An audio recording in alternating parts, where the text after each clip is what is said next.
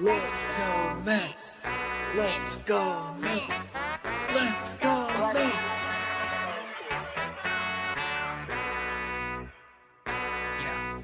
Yeah. You gotta believe and invest with your heart. Orange and blue till Mets do us part. Spring training, oh yes, it's the start. City Field gritty till Mets do us part. Hit home runs and knock it out the park. Big Apple till Mets do us part. You gotta believe and invest with your heart. Listen to the show till Mets do us part. John from Brooklyn, Gibby reps NJ. We're the other team, I don't care what your friends say. Mets fans, we focus like a sensei. Listen to the podcast Monday, Wednesday. Made a couple bad plays, but we still won. Character, yup, we're gonna build some. Are you gonna check the pod? Is real fun. Just like Mookie, I will, son. So invest with your heart. Orange and blue till Mets do us part. Spring training, oh yes, it's the start. City Field gritty till Mets do us part. Hit home runs and knock it out the park. Big Apple till Mets do us part. You gotta believe and invest with your heart. Listen to the show. Available now on all streaming platforms. If you love the New York Mets, check out So Mets Do Us Part. Enough rapping. Let's get to yapping.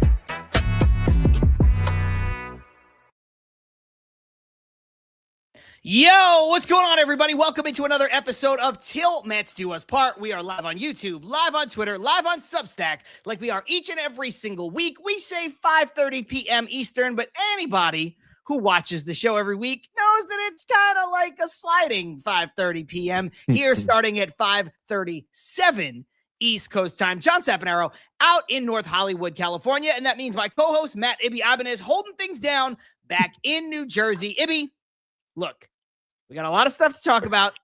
We thought the conversation might go one way. Turns out it's going a completely different way. So there's a lot to get into. But before we do, how you feeling? I'm feeling pretty good, John. I'm probably feeling a little bit better than a lot of Mets fans. I'm not going to allow the news that we're going to talk about today damper my mood when it comes to spring training and seeing the guys out there and everyone smiling and having a good time on the backfields, hitting, hearing the, I know Pantries was saying it in the comments before, hearing, the crack of the bat and the, ball hitting the mitt, like those sounds, and it's all fun and good, and I'm excited for all of it. I'm pumped up seeing all the young kids out there too, playing, with the Ryan Cliffords of the world, the AJ Ewings, obviously Carson Benj, talk about all those things, but all in all, I'm feeling pretty good. Weather's finally making a turn over here, 35 degrees. Things are finally melting. It's not just a sheet of ice everywhere, which is nice.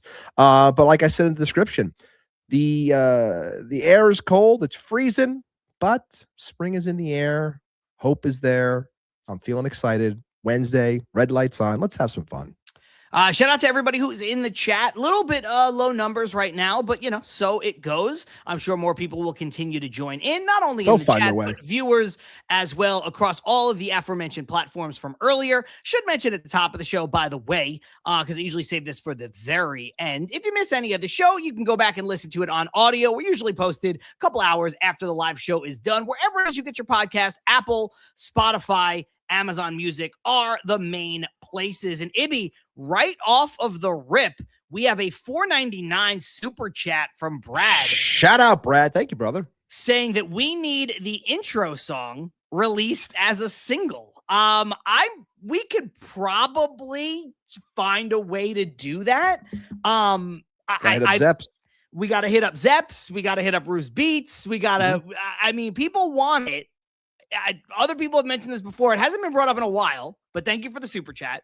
Thank you so much. To shout out our intro song. But when we first switched over and we first added this intro song, people kind of were talking about it like, hey, could we get it somewhere else? Whatever the case is. There are some hoops to jump through unless we just started sending it around, which obviously we don't want to do. So we'll kind of figure it out. But thank you. That's all I'll say. Yeah, appreciate it. Thank you so much, Brad. Lazy Mary saying the intro song should actually be in the safe, to be honest. Listen, Lazy. There are plenty of things and people that are going in the safe this week. I know I didn't have much going on last week on my end, at least, but there's plenty of people that I'm going to put in. And this week, it is not our intro song. Plenty of people. Yeah. Mike Laverty, shout out you. Like the show, dickheads. This is a general comment across the board. Jeff Cohen would like the song as a ringtone. Thank you. Appreciate that. So, listen, our song has been widely, I would say widely well received for the most part. There are people, so, too. I mean, listen, to each their own, right? Like people, there have been people since we switched to it that don't like it. And that's fine because we like it.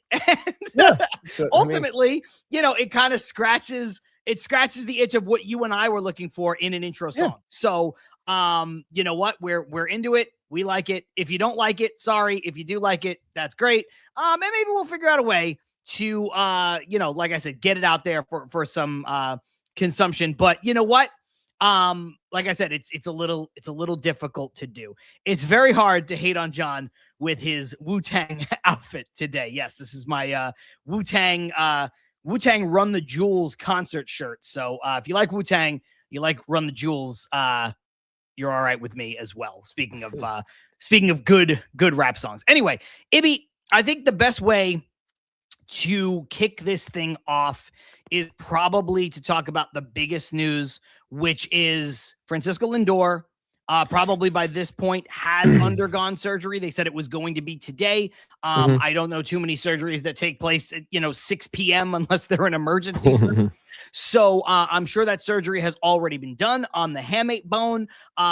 Spring training started officially for most places yesterday, today, tomorrow, with pitchers and catchers reporting all over the league in Cactus and Grapefruit League. And 3 hamate injuries right off the rip with Jackson Holliday, Francisco Lindor, and Corbin Carroll. So not great. The only one we really care about as Mets fans is Lindor, obviously, but it's the spring of the hamate bone injury, apparently, across Major League Baseball.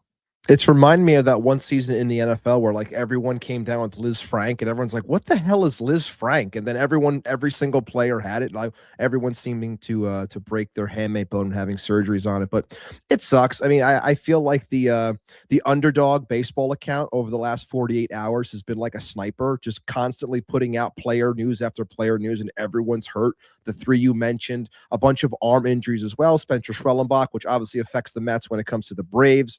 Reese Olson's lost for the year, which is why Justin Verlander signs with the Tigers. Like, so much is going on in baseball. Anthony Santander out for the year with a labrum surgery. Yeah, 5 to 6 months for that. By the way, that contract is turning out to be a disaster for Toronto. But not as bad as the Chris Bryant contract. That's another one. Another one. People wonder if he's ever going to play baseball again. It's becoming worse than the Rendon contract. But it's been a rough 48 hours in general for baseball. But for us Mets fans, it sucks. Look.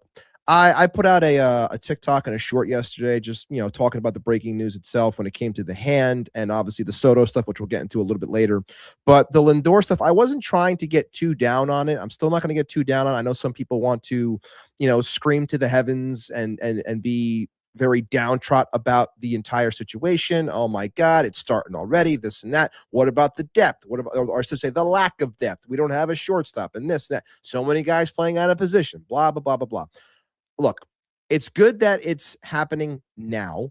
It sucks because this injury, and we've seen this before. I often think of someone like Freddie Freeman, where this injury happens, and you realize that it's a different type of hitter for an extended period of time that goes beyond the recovery time. Everyone's talking about the 4 to 6 weeks or possibly 8 weeks it takes for a person to get back from this. And look, I get that. The worry is what happens after the fact. We know that Francisco Alvarez went through this and he came back in the 6 weeks time. And I think it was like 46 days or whatever it was, opening day. And there's like 46 days or whatever. Yeah. Right. There's 43 days, I think, away from opening day now. So it's like, yeah, like, is there a possibility that Francisco Lindor is in that opening day lineup against Paul Skeens? Like, yes, there is. Would that make me happy? Of course it would. You want to see your guys out there. You want to see the full squad on opening day, brings forth that excitement. Do I think that he should rush things if it's starting to become a little bit questionable? No, take your time. It's the start of the season. Make sure everything is right because you want to be there for the long haul. I understand you like being an Iron Man and you like being out there you want to be out there for 162. And he's played through injuries before, the back, the foot, whatever it may be. But take your time on this one. I'm worried because this injury does something that zaps the power of players, and that's the part that sucks the most because you're like, this is a 30-30 bat. It's a big part of our offense. It's supposed to be a big part of the top of the lineup. If you take that away, what is this lineup? And I understand those questions. And I'm curious as to how he's going to handle this because he's fought through so many things before. Is this going to be just like every other player? Or could he buck this trend? I don't know if he can. I think that he's going to be back relatively soon.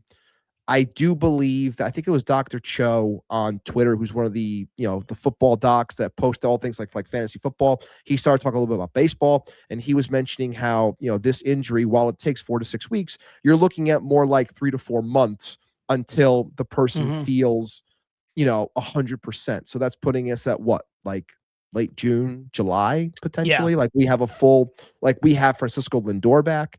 That's the part that I'm focusing on. I want him to be okay. I'm curious on the type of player that we're going to be getting if the power is gone and if he's still going to remain at the top of the lineup. Couple things really quick. I just realized I didn't do the roll call. So, Pantrice, we got Mike Laverty, who I did mention. Lazy Mary is here, who we mentioned as well. Ethan KL, Douglas Barnes is back. KP Klink. Jeff Cohen brought up a comment from Jeff earlier. We have Chrissy in the house. We have Carson is here. Armand is amazing, as usual. Kryler over on Twitter. Brad, who gave us the super chat to start off the show or near the top of the show.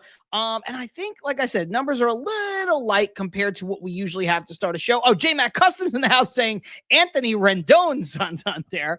But Paul Revere is here. And again, those numbers will continue to climb, but I wanted to make sure Blast Radius is here. I wanted to make sure to get into the roll call before got too deep into the show, Ibby, because I can't believe I forgot to do it right off the top. I mean, look, I think you're spot on with a lot of stuff about this Lindor injury. Look, I think there are two things that I'm seeing that I don't love, and I don't love either extreme. I don't love people making a huge deal out of this, and I don't love people saying that it's no big deal at all. And I know it's very much like middle of the road to just sit here and be like, oh, it's somewhere in between. But like, if we all just take a step back, take the immediacy, take the emotion, take the bias, take the Mets always get hurt, take all of that out of it for a second.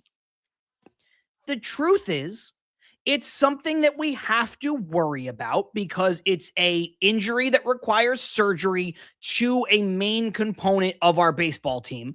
But also, it is an injury and a surgery that oftentimes is fairly straightforward in terms of getting back on the field again. There might be some issues with power, like you mentioned, and things like that. But sometimes there also just aren't. And I'm not a doctor. I'm not, a scientist. I have no idea why that would be the case. But sometimes guys come back from the hamate bone surgery and they kind of don't miss a beat at all. Some guys, it takes them a few months to regain their power and to get back up to speed, as it were. So I think right now, what we need to do is understand a couple things. Opening day for us, the baseball fan, and the baseball world is a celebration. It's a target date. It means the start of the season. It means the start of the summer and all of that stuff. For a baseball team and for the players, it's one game out of 162. And for the front office and an organization that's putting a roster together, it is just day one of then what becomes 6 months of roster building, turnover, dealing with injuries, dealing with ineffectiveness, dealing with, minor league options. Who can you put on a taxi squad? Who's tired? Who's this? Who needs a day? It's just one day. And so I have every confidence in the world that Lindor will be back sometime around opening day. If it's there on day one against Paul Skeens, great. If it's not, I'm not going to lose sleep, Ibby, because this is something where it was a stress fracture reaction, and it seemed as though maybe there was a little bit of conversation as to, should we just let it heal, or should we go and get the surgery? Now, obviously, the specialist says get the surgery, but the stress fracture reaction means that maybe if he lets this go, it's going to be worse in a month, or in 2 months, or in 3 months, or when the games really matter down the stretch of the season, whatever. Now you're talking about 4 to 6 weeks of inopportune time.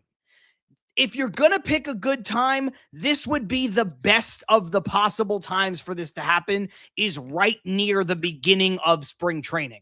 So the way I look at it, it's not great, but it is not some death knell on the season. It is not some, oh my God, now what? And honestly, I know he's a more important player than some of these guys, but Ibby, this isn't even as big of a deal as like when Frankie Montas couldn't pitch last spring, or when Sean Manaea couldn't pitch last spring. You're talking about guys who never got back up to speed, guys who never had their full spring training and were never fully stretched out, and that sort of thing tanked the season. If you're talking about Lindor even being a little bit diminished power-wise from what he normally is, I'm okay with that. Come back when you're ready and let's play ball. And, I'm sure Lindor is going to be there in the 159, 160, 155, somewhere range of games played when we look up at the end of the year, because that's who he is.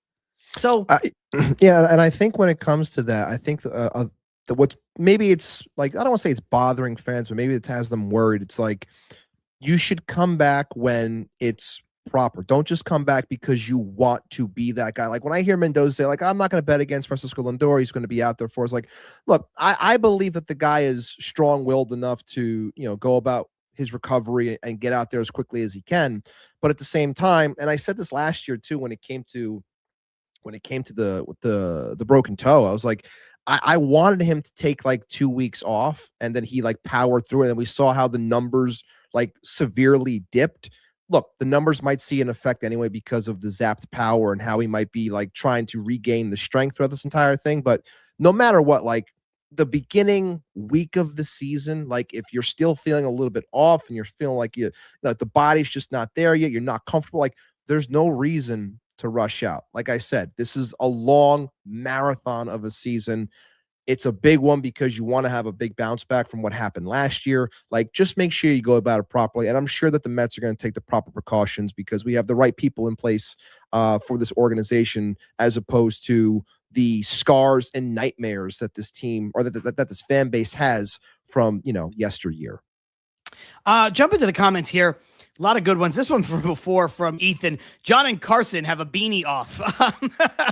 Kind of stealing Carson's look a little bit here today. Yeah, but when I jumped on Walk-Off Whiskey a couple weeks ago, when I was wearing the beanie, pretending I was serving at a whiskey bar, Carson attacked me saying I was stealing his look. I don't see him in the comments right now saying you're attacking his look. Like, it's a little bit. I know Carson's got it out for me, but what do you do?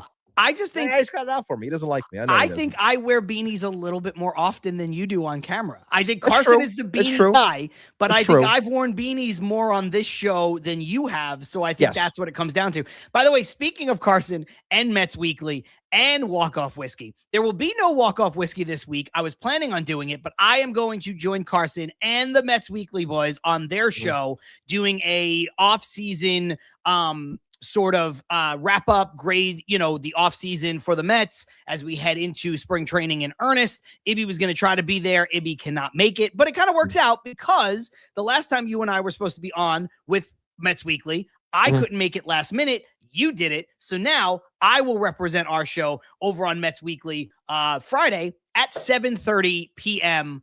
Eastern time. So look out for that. I think we'll go ahead and probably simulcast it on our channel as well. That's usually what we do. Yeah, we'll make that work. But we have Mike Laverty saying Alvarez broke his left hamate bone and was able to tolerate hitting and receiving 95 miles an hour plus as a catcher consistently. As long as Lindor can manage the pain, I think we'll be fine. I think that's a good point. I think Alvarez is tough as nails, but Lindor is too, man. I mean, you mentioned it with the broken toe. He could barely walk, but he was playing shortstop. Somehow it worked out. And I think sometimes I have a tremendous amount of respect for Lindor, by the way, being as tough as he is. I think sometimes he's tough to his own detriment because I think sometimes you could just sit down a game and you can just rest and you can heal up. But I'm never going to fault a guy for taking pride in being out there and playing through stuff. I think that's really important to do. So I'm never going to hate on somebody, trying to be out there for their team. Armand with a different take, Ibby saying, I think we should keep Lindor out until May 1st. He's going to need practice and reps with extended spring training. Now, you mentioned making sure that Lindor is taking it slow coming back. I think May 1st is a bridge too far. Unless that's like, we get into it, there's a setback, whatever.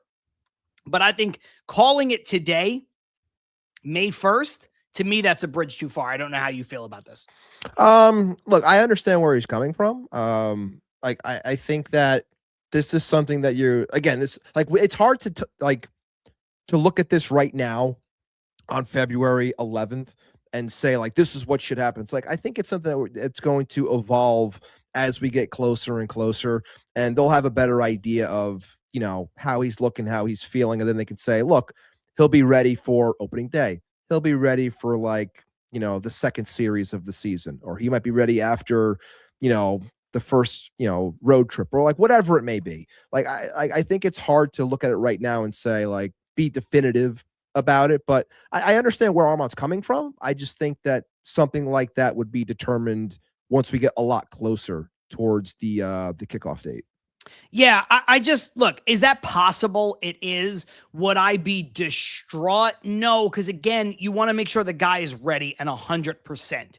But the history of this injury again and this surgery is a fairly straightforward one. The injury happens, the surgery occurs, the recovery is X, and being back on the field is Y. It just seems to be a thing that there's not many variables for. And, again, the only real variable is, does it suck some of your power out of your swing? I've read some stuff where it's like, hey, he's a switch hitter, and it might be a situation where, hitting from the left side, he's going to be a little less affected versus hitting from the right side.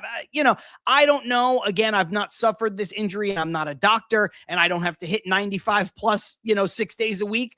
But the bottom line is, I just think that this is something that seems to be a little bit more straightforward than some people are giving it credit for. Is it possible that he's out a little bit longer? It is. If that's what's best for him, I'm not going to be upset, but I don't think we're looking at May 1st. I think there's a very good chance he's out there on opening day. And if not, I would say if you like gun to my head, forced me, I would say he's there within a week of opening day if he's not there on opening day. Yeah, I think for like right now, I feel confident about this. Like I'm not going, like I said at the open, I'm not going to allow the idea of a surgery to just destroy me and think the worst. So right now, I'm going to go under the assumption with or I'm going to operate the same way that the Mets are presenting it to us. That being Mendoza and Stearns saying we expect him to be out there for opening day. We're very confident in that timeline. So I, as a fan, as we have been on this show and trying to preach, patience and, trusting the front office and everything that's going on, I'm going to roll with them, and I'm going to believe that he's going to be out there opening day and we'll be ready to rock. Yeah, and this one for Blast Radius is important too. I read that the injury was bothering him for a while. That's what David Stearns said too, like point blank in his press conference. Lindor said it had been bothering him for a while. We don't know how long a while is, Ibby. And look, obviously, baseball, like these players, it's not like it was 50 years ago where they have jobs in the offseason and stuff, or longer than that now, but where they have jobs in the offseason and things like that. Like these guys are conditioning, they're working out kind of near constantly. But Lindor hasn't played baseball for a while, right? Like I'm sure he's taken some swings and he's done whatever work he does at home and on the side. But when Lindor says that this has bothered him for a long time, but now it's finally something that he felt like he needed to say something about, maybe at some point we'll get an answer. But maybe this could have been an issue last year. It could have been an issue 2 years ago, maybe something that's kind of come and go and bothered him and didn't bother him. I mean, there was a little bit of a dip in his bat speed last season. Maybe this was a factor in that. So the fact that it's a stress reaction, which is usually from kind of repetitive use and things like that. It's a stress fracture. I think there's a positive to just getting this done. That's the other part that I want to look at here is if it's been bothering him for a while and it's a stress fracture and not just a clean break like some guys suffer, I think there's a world where this is like, okay, just get the bone out. You don't need it. And we all just move on, including you and especially you, Lindor. Yeah, I think if like you said, if we can eliminate an issue from this wear and tear, just get it done now, work through it, and then we move on. We don't have to worry about it moving forward. like I said, the idea of the zap power and things like that, like you're going to have to work through it. This happened, get it done. Do we all wish as fans that it got done a little bit earlier? Probably yes. I know that some people want to run with their tinfoil hats on and say, the what if of was he not getting this done because he was hoping to get insured to play for Puerto Rico and the WBC. Like, I'm not going to run with that stuff. I don't want to speak on that either because I think it's, I don't know. I'm not going to buy that as a thing that might have happened or was going to happen, but it doesn't matter. He didn't get insured anyway. He's here now. Surgery's getting done. It's happening at a good enough time. So yeah, we'll just have to move forward. I'm just seeing this in the comments, Ibby. For some reason, X isn't sending out the stream like it normally does, and you're asking folks if they're on X, retweet the stream, which obviously we would appreciate. I noticed that the numbers were a bit low. I've kind of mentioned it, and I don't want to turn the whole show into this, but the only way for you and I to communicate once we're live is kind of this way. So is there something with Twitter's algorithm that is, for lack of a better word, fucking us? I'm not sure. Obviously, like when it comes to the stream, once the show goes live, it usually sends out a tweet that lets people know that we are live. And I don't know if this is like a new update for X where it's only showing that we are live as a like a light up around our profile pictures, which means people have to click our pictures in order to see the stream. So on my page, I retweeted out the stream itself so people could actually then see that there's a link, click the link, and then potentially join us. But it's not sending out like it normally does, which usually shows the video running as we are live. So I don't know if that's an update on Twitter side or not, but either way, retweet it if you're on X. Appreciate it. If you're here on YouTube, which we have our larger audience right now, make sure to like the video and, of course, subscribe to the channel. I'm going to go with Lazy Mary, Elon in the safe. Yeah, if it's a glitch, now I realize I just went over while you were talking and I looked at it. If that's a glitch, it sucks, but it's fine. If that is something that they're doing as an update where like you go live and it used to just be like a post, like, oh, they're live. Yeah. If they took that away, that is sucks. Insane. That is sucks. Absolutely insane. Chrissy saying retweeted and thank you for that. Thank you so much, Chrissy. Look, Ibby, there's a couple of other ways to look at this Lindor situation, and this has been pushed out by a couple folks. I saw it first from Stanley, so I'll use Stanley as the jumping off point here, saying, have Bichette cover for Lindor. David Stearns and Carlos Mendoza all but squash this. Now, I do think the Mets are covered nicely in that they have three other, let's put it in quotes, shortstops, people with tremendous amount of major league shortstop experience on their roster. But I don't know if you're asking two of them, Bichette and Polanco in this case, to learn different positions in spring training, if having them prepare to potentially play shortstop is a good idea. Now, I do think, and I think Stearns left some wiggle room open for this as well, if this was ever a long-term injury or Lindor were to suffer a long-term injury, could I see Bichette going back to shortstop because the Mets have a need there? Sure, but I don't think this is that. I think you're looking at, again, he's going to be there either shortly after opening day or on opening day itself.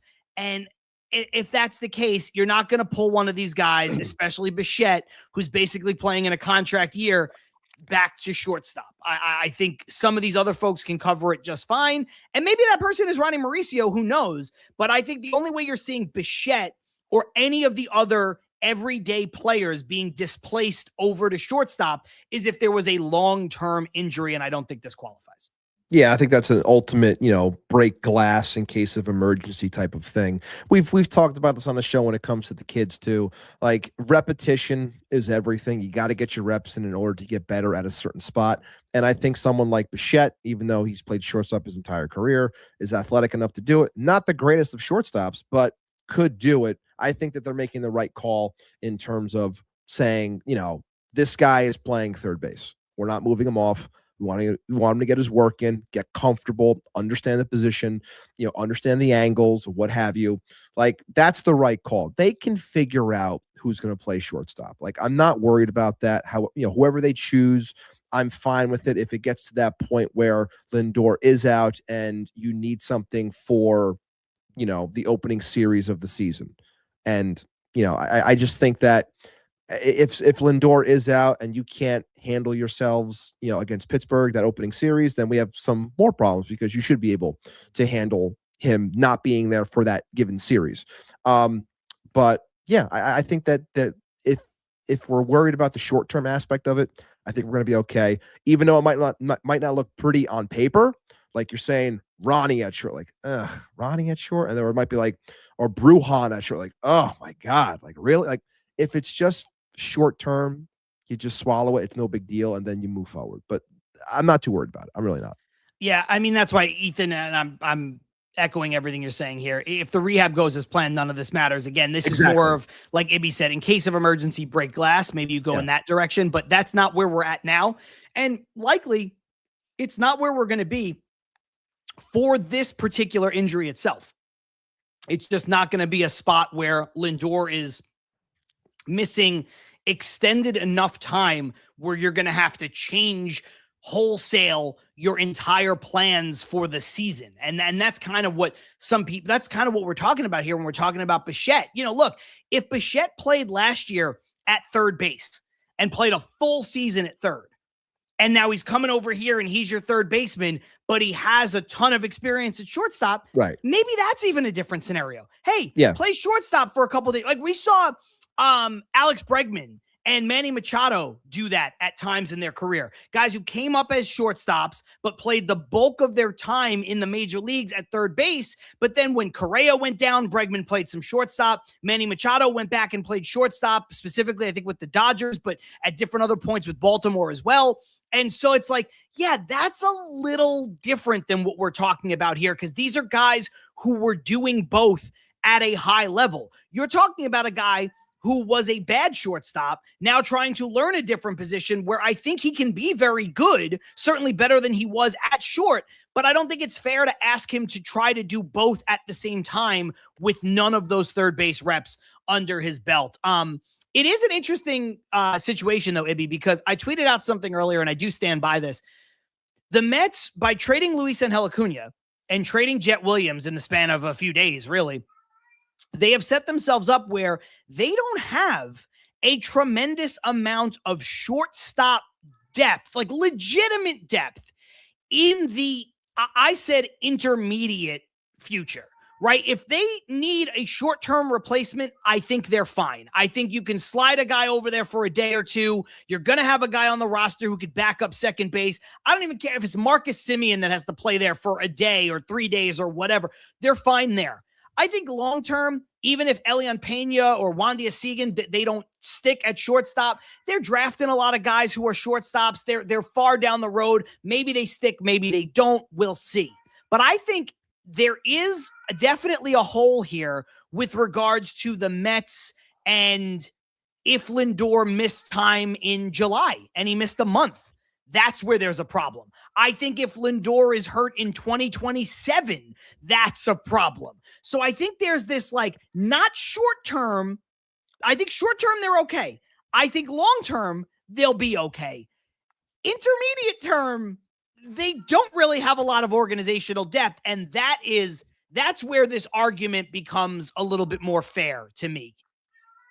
Yeah, I would agree with that because, like you just said, like the depth that they had, they got rid of it. So it's like you trade away Luis Angel Acuna, you trade away a Jet Williams, and it's just like no one else is really close in terms of, the farm that's going to come up and fill in that spot that you'd probably be comfortable with. So it kind of does put you in this, like I just said before, like, well, you're looking at names that you're like, ugh, like, do we want to put Ronnie at short? Do we want to put Bruhan? But like, you see why some of these guys are picked up. And then I might have been Daniel Wexler or somebody else on Twitter was mentioning some of the names that were available. But again, you're not looking at anything pretty. Like Ramon Urias was a name. And like a lot of these guys were guys that had shortstop experience, but you're kind of like, they haven't played shortstop in a handful of years either, and they're not the greatest of defenders anyway. So just stay in-house with what you have and try to make it work instead of just burning through a move like that. Like, you don't have to.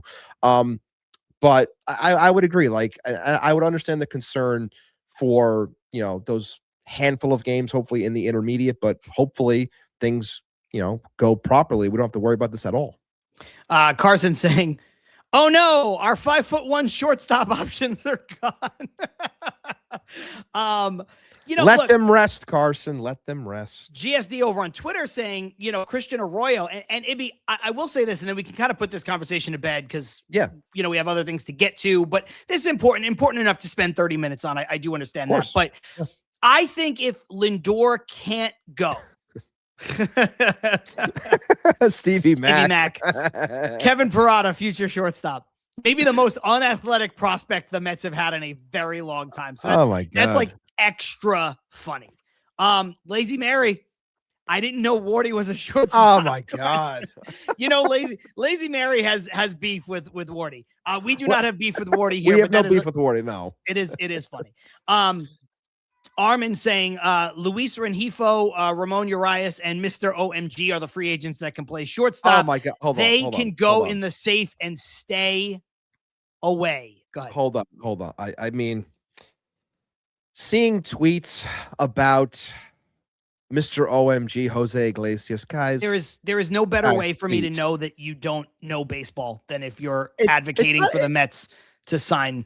It's also like I'm tired of the retread where like we're trying to like, oh, he was here, he knows what he's doing, he's a professional. But it's like, guys, you got the outlier season. Be happy you got the season. Let 24 rest. He stunk in 25. It's because he was in San Diego and he wasn't in New York. And like, no, like, don't go back. This team has faced a lot of turnover and trying to get that new car smell and fix things, and try to, assemble something new that can actually work. Let's not go back in time and try to bring something back and say, look, this guy can do it. He's a professional. Like, no, just let it go, guys. Let it go. I love this.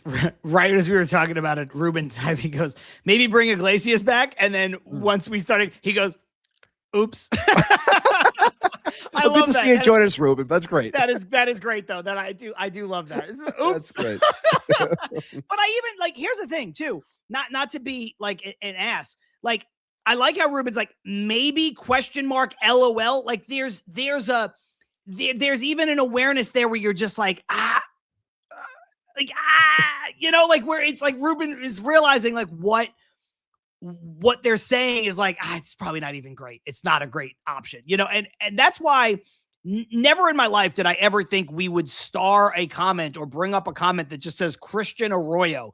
But to go back to my point, Ibby, I think for all of the reasons that we just rattled off, this not being a long-term thing, it might be a few days, it might be whatever. I think if Lindor were to miss opening day, I would be most excited to just have like Ronnie Mauricio have a good spring and be playing shortstop on opening day. Like, I think that would be, as a fan, I'd rather see that because there's the guy with the upside. He's probably not a shortstop long-term. He's probably a third baseman, but whatever. But there's a guy who you could actually be like, man, like he's out there, he's doing his thing, he's a switch hitter. We know how electric Ronnie can be. The talent is there, and that means he's had a good spring. But for the same reason why you don't want to sign any of these retreads and put any resources into Jose Iglesias or Luis Rengifo, whoever it might be, you also don't really want to burn Ronnie Mauricio's option to play shortstop for 3 days against the Pirates at the end of March. So if he can't go, if Lindor's not ready, you guys, it's going to be, I don't know if it'll be Arroyo, but it's going to be Arroyo or Brujan or somebody because it's going to be a guy that the Mets can cut or DFA or pass through waivers or whatever. They're not going to burn the final option of Ronnie Mauricio to have him start at shortstop for 2 games. I promise you they won't. No, doesn't make any sense. And I understand that's a little bit of a bummer because I think for some fans, that's what we would want to see, right? Like, I mean, of all the options, it is the best option, right? Like, it is the most interesting. Most interesting, yes. Like, most interesting. Ruben says, I would love to see Mauricio run with it at shortstop, but that's the other thing. Like, there's nowhere to run. Like, it's going to be a few days, if anything. If anything. Again, assuming, knock on wood, assuming that it's going to be, a short stint, because that's what we want, assuming all things go proper. If it's not that, then obviously there's a little bit more room to run with, but we're assuming that it's not going to be any runway for him. Odd Villain asking if Ray Ordonez can still play. I'll break out the jersey right now if you want it. Lazy saying, I want to see Ronnie Mauricio on a different team by opening day. I mean, I know it's I know this is a lot of us sentiment. Did, yeah, look, I know it's a true sentiment from Lazy, because I know this is how Lazy feels about Ronnie, but it's also a tongue-in-cheek comment. But also, if you want Ronnie Mauricio on another team, if you want him dealt, it's even all the more reason why he won't be playing for the Mets in a fill-in shortstop role, burning an option on opening day, because maintaining that option, going down to AAA and hitting, whether he's playing third base, shortstop, or both, whatever the case may be, that's how you're going to have Ronnie Mauricio have legitimate trade value. Coming here and playing shortstop for a week is not going to be the thing that does it. Right. Yeah. So, yeah. Nothing else on that one, but yeah. Ethan said, "Suit up, John. You're going in." Man, I don't know. I don't know if I can play major league shortstop. Maybe second base, but I don't know if I can play major league shortstop. Maybe I think it's putting a lot of wear and tear on the old arm. We'll put John at short, and the question marks that people are having for right field at the moment. I can go on. I can play some right field for you. I still got it. I can do it. I can still do it. I'll tell you what, Ibby. I think I would be a better shortstop. This is not a This is not a stretch, but I would be a better shortstop than Kevin Parada. I would definitely be a better shortstop than Kevin Parada. That I can say with certainty. You mentioned it, so let's jump right into it. We have Stanley asking who plays right field, and we have Blast Radius saying, is Benj being slated to play right field? Why won't Stearns say? Before we get into who plays right field, let's get into why there is an opening in right field, which is Juan Soto. Our superstar right fielder is now going to be Juan Soto, superstar left fielder. It seems like this is going to be a permanent switch, as it should be, for the duration of the time that Juan Soto plays outfield for his major league career now with the Mets. I don't know how many more years that is until he moves to first base or DH or whatever. I would say probably until he's like over 30, he's going to be playing in the outfield. And look, I think there's been a lot of discussion on how this happened and which way it went down and why it went down. We can talk about that. I don't care about that. I think that Juan Soto playing left field makes the team better. I think Juan Soto is better suited to play left. It's an easier position to play in Citi Field. I think his best asset defensively is his arm. I understand that, but his arm will play up in left field, if anything. And you're not in a situation now where the alternative is putting Nimmo and his nothing arm in right field. If it winds up being Carson Benj has a better arm than Juan Soto even does. So this is going to help you overall. Now, if it's not Benj, we can get into that part of the conversation in a little bit. It'd be like, can Beatty go out there? Is it Tyrone Taylor? Is it MJ Melendez? Whatever. But in a vacuum, Juan Soto moving officially to left field for the Mets for the future makes the most sense in a vacuum. I just thought of this, and I don't want to be right on this. Juan Soto talking with Carlos Mendoza, as Mendoza said, saying, talk about the WBC and playing left field or whatever. He probably left out one specific part when he asked him, hey, would you play left field, for us, like for the Mets? And he says, of course I would. I'll do whatever you want. But he left out the one part from that conversation.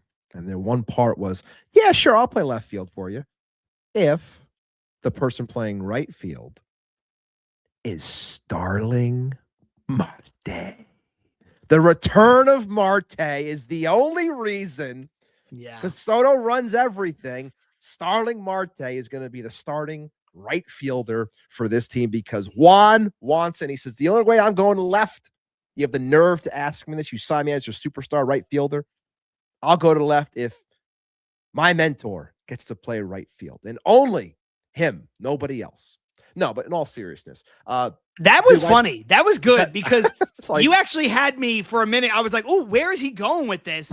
And then it was this. That was as ridiculous. And I know you were joking, so it's fine. That was as ridiculous as the WFAN clip of Porky Pig saying that he wanted to play left field because he wasn't getting love from the Mets fans in right field. And if you don't know who Porky Pig is, yes, you do. Just think about who's a host on WFAN. Odd villain. Yeah, I see everybody's X-Files lately with the conspiracy theories. Fucking guy, Andy. Yeah, Carson saying this way doesn't like me. You know what, Carson? That's very hurtful. Very hurtful. But either way, no, I think this is a great move. And I'm going to go back to what I had said weeks ago, probably months ago at this point, I should say, when we were talking about things that can go on in this offseason and when Kyle Tucker became a point of conversation for this team before he obviously opted to sign with the Dodgers. Like, I was saying how if Tucker was on this team, where would he play? Everyone's like, what position is he going to play at? I had thought that, the Mets would put Tucker in left, mainly because it's like, you just signed this guy for $800 million. You're going to ask your $800 million superstar to move off the position he came here to play. Like, I didn't know how it would go. So when I see Juan Soto being willing to make this move because he knows it could be the betterment for the team, for him, better defensively and run prevention and all that. So, like, it's great to see that a player, even though he's making X amount of dollars, is saying, yeah, I'll go play left field. I've played left field in my career. I started playing left field. And I know people want to run and look at the numbers right now and say, oh, he's a terrible left fielder. I thought you're talking about run prevention and blah, blah, blah, which the same people are complaining and saying the guy can't play right field. So you want to take him out of a rough right field in city and put him in an easier to patrol left field in terms of distance and square feet or whatever, like less to cover, but now you still want to complain and say he's going to be terrible in left field. Like, there's just some people you'll never be able to satisfy these people, but him moving off of right to left is better for the team.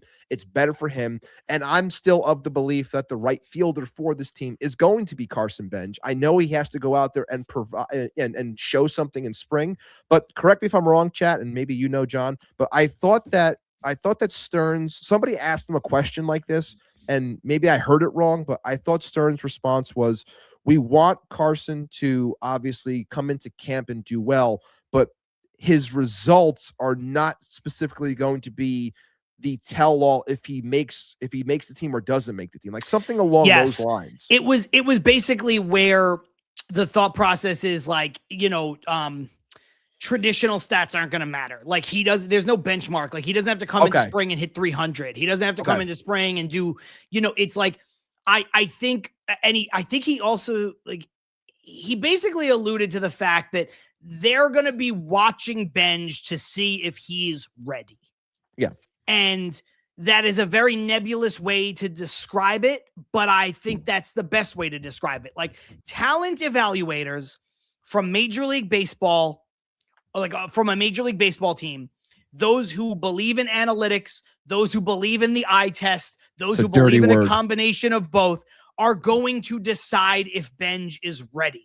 He's going to show some things to show if he is ready. And I don't think that the be all end all is going to be like, well, he has to hit 250 at least, or he has to do this. And I think that goes hand in hand with, thank you for the breakdown. I think it would go hand in hand with the results that we saw him put up in AA, which were great on paper and great under the hood, and then going to AAA, where everyone's like, oh, this guy didn't do that great, but it's like everything under the hood looked great. The results weren't there. So I think that kind of goes here. It's just like, let's check and see what's going on. If he has a couple of hard luck outs or whatever, like still squaring the ball up, still doing very well. The EVs are there. We like the launch, like all that stuff is there. Like, this guy's ready. It's not going to be so much as, you got to go out there and hit 10 home runs. You got to go out there and, put on an absolute show. If you can show us that you're ready, then you will definitely be in the running. And I still believe he's going to be in the running for that job. I really do. Yeah, and here's a couple of good points too. Like Stanley just saying Soto played left field with the Nats. Like I think people forget that he played a lot of left field when he first came up. I think this one is good from Douglas Barnes. If Nimmo wasn't on the team last year, Soto would have been in left field. I'm not going to say this as a definitive statement, but I think it's very possible that the Mets would have maybe broached this with him if they had a need in left and not right. You know what I mean? I think they would have been deferential to the star because listen, star players get star treatment. It just is what it is, right? Yeah. Like, if you what do you want? Play, yeah. Give if you want to play right field, you're going to play right field. But I do think it would have been, the reason why I think this is a good point is if the Mets didn't have Nimmo, I think it would have at least been a conversation. And then this, I think is with all due respect to the other two comments, I think it's the best of the three, which is Edward Wall saying, Soto, it's exactly why Soto is better in right field with the Yankees. Their right field is smaller with the short porch. He doesn't have the range. This was discussed with the Yankees and Soto 2 years ago. He didn't play left field because left field is harder to play in Yankee Stadium. And in Citi Field, right field is harder to play. You know, it's not a 1-for-1 of like, I know the guy in right field should theoretically have the better arm, right? That's the one thing that's kind of persisted through baseball history because it's a longer throw. But apart from that, it'd be like you go ballpark to ballpark. Some of these places, it's trickier in one corner than the other. And so I think Soto playing in right field in Yankee Stadium wasn't just like, well, Juan Soto's a right fielder. It's like, no, right field is the easier one. And in Citi Field, it's the opposite. Yeah. And people wanting to run with the whole thing of, I don't want to get into the whole back and forth of people like what you mentioned before about said person on said, radio station, like dumb things like that, or people saying like you paid this guy to be your right fielder, now you're moving him off. So much for defending him as a great fielder or whatever, or pretending like you think he's a great fielder. It's like, look, we all know that Juan Soto is a hitter. Like we've all said, like I want the hitter. I want like do what you can. And I agree with John where it's like we all assumed that this guy was going to be an outfielder until he was at least 30, 31 years old. That was my prediction. And I still hang on to that because I think that is the plan, to have him out there until he reaches his 30s. And then he's going to either transition towards either first base or he's going to be a DH. But for now, he's going to make it work in the outfield. And I think he's athletic enough to make it work. And I think left field is going to bode better for him because it's less space for him to cover, as John just said. This is a good thing. And why Mets fans want to run with it and think it's a negative, I think you're way off base on. I really do. Odd Villain saying Yankee Stadium is an expensive ass minor league park. Fucking rats in Tim's. Het B Stadium. I can't say enough how much look, I'm not trying to bash the Yanks, but I hate that stadium. I really do. Like I've been to a handful of stadiums, but I can't stand that place. I really can't. It's not good. There's no character. There's nothing. There's no character. There's nothing. There's nothing. It's not as bad. Like I think Yankee Stadium, and this is not the point of the show, but really quickly, the new Yankee Stadium doesn't get flack, Ibby, I think, for two reasons. One, it's the Yankees. Right. And I understand that Yankee fans are critical and sometimes too critical because, they expect everything to be the best and if World Series are bust and there's all that. But aside from that, Yankees don't get the criticism that other teams get in New York. Full stop. They just don't. So I think Yankee Stadium doesn't get the criticism because they're the Yankees. And the other reason why it doesn't get the criticism is because it's not the worst stadium of the teams. MetLife Stadium is the worst. And I know it's a different sport, but MetLife Stadium is legitimately the worst stadium that money can buy. It is so bad. I know the location is bad. There's not a lot you can do about that. It is what it is. But that place is so ugly. The money that was spent, in comparison to the other stadiums that were meant that year or that were made within that year or a year after, like look at the same money. Look at Atlanta. Look at it. Look, Atlanta is an awful franchise as a fan. Like they've been terrible, but the stadium they build is state of the art. Minnesota is a gorgeous stadium, same money. And then you look at the air conditioner that they made here in Jersey. It's ridiculous. Well, every stadium that has been built after MetLife is, and I know we're talking football now, every football stadium that has been built after MetLife is better than MetLife. And again, that's the only way you can compare it financially. I think MetLife's bill was like $750 or $780 million, something like that. And yes, some of the other stadiums have been more expensive, but inflation and blah, blah, blah. So when you're talking like, $750 million to, let's say, like $1 billion and change for the cost of the stadium, they are all just better. Even SoFi out here, and I know SoFi's full bill was a lot more because a lot of that had to do with the groundbreaking, but SoFi Stadium puts that place to shame. Allegiant Stadium in Vegas puts that place to shame. And when you think about the fact that they had to break ground in SoFi, like they had to build, there was nothing in that area. It's basically just, it was, like adjacent to the airport out here in LAX. So I don't want to hear the excuse of like, well, MetLife Stadium's just kind of in a swamp in New Jersey. It's like, no, bro, you could have did some stuff to build up the infrastructure. And I'm not talking about like, what the Mets are doing with the casino. I'm not talking about Patriot Place in Foxborough. I just mean like forming the area so that there are like better roads in and out. Like it's so bad.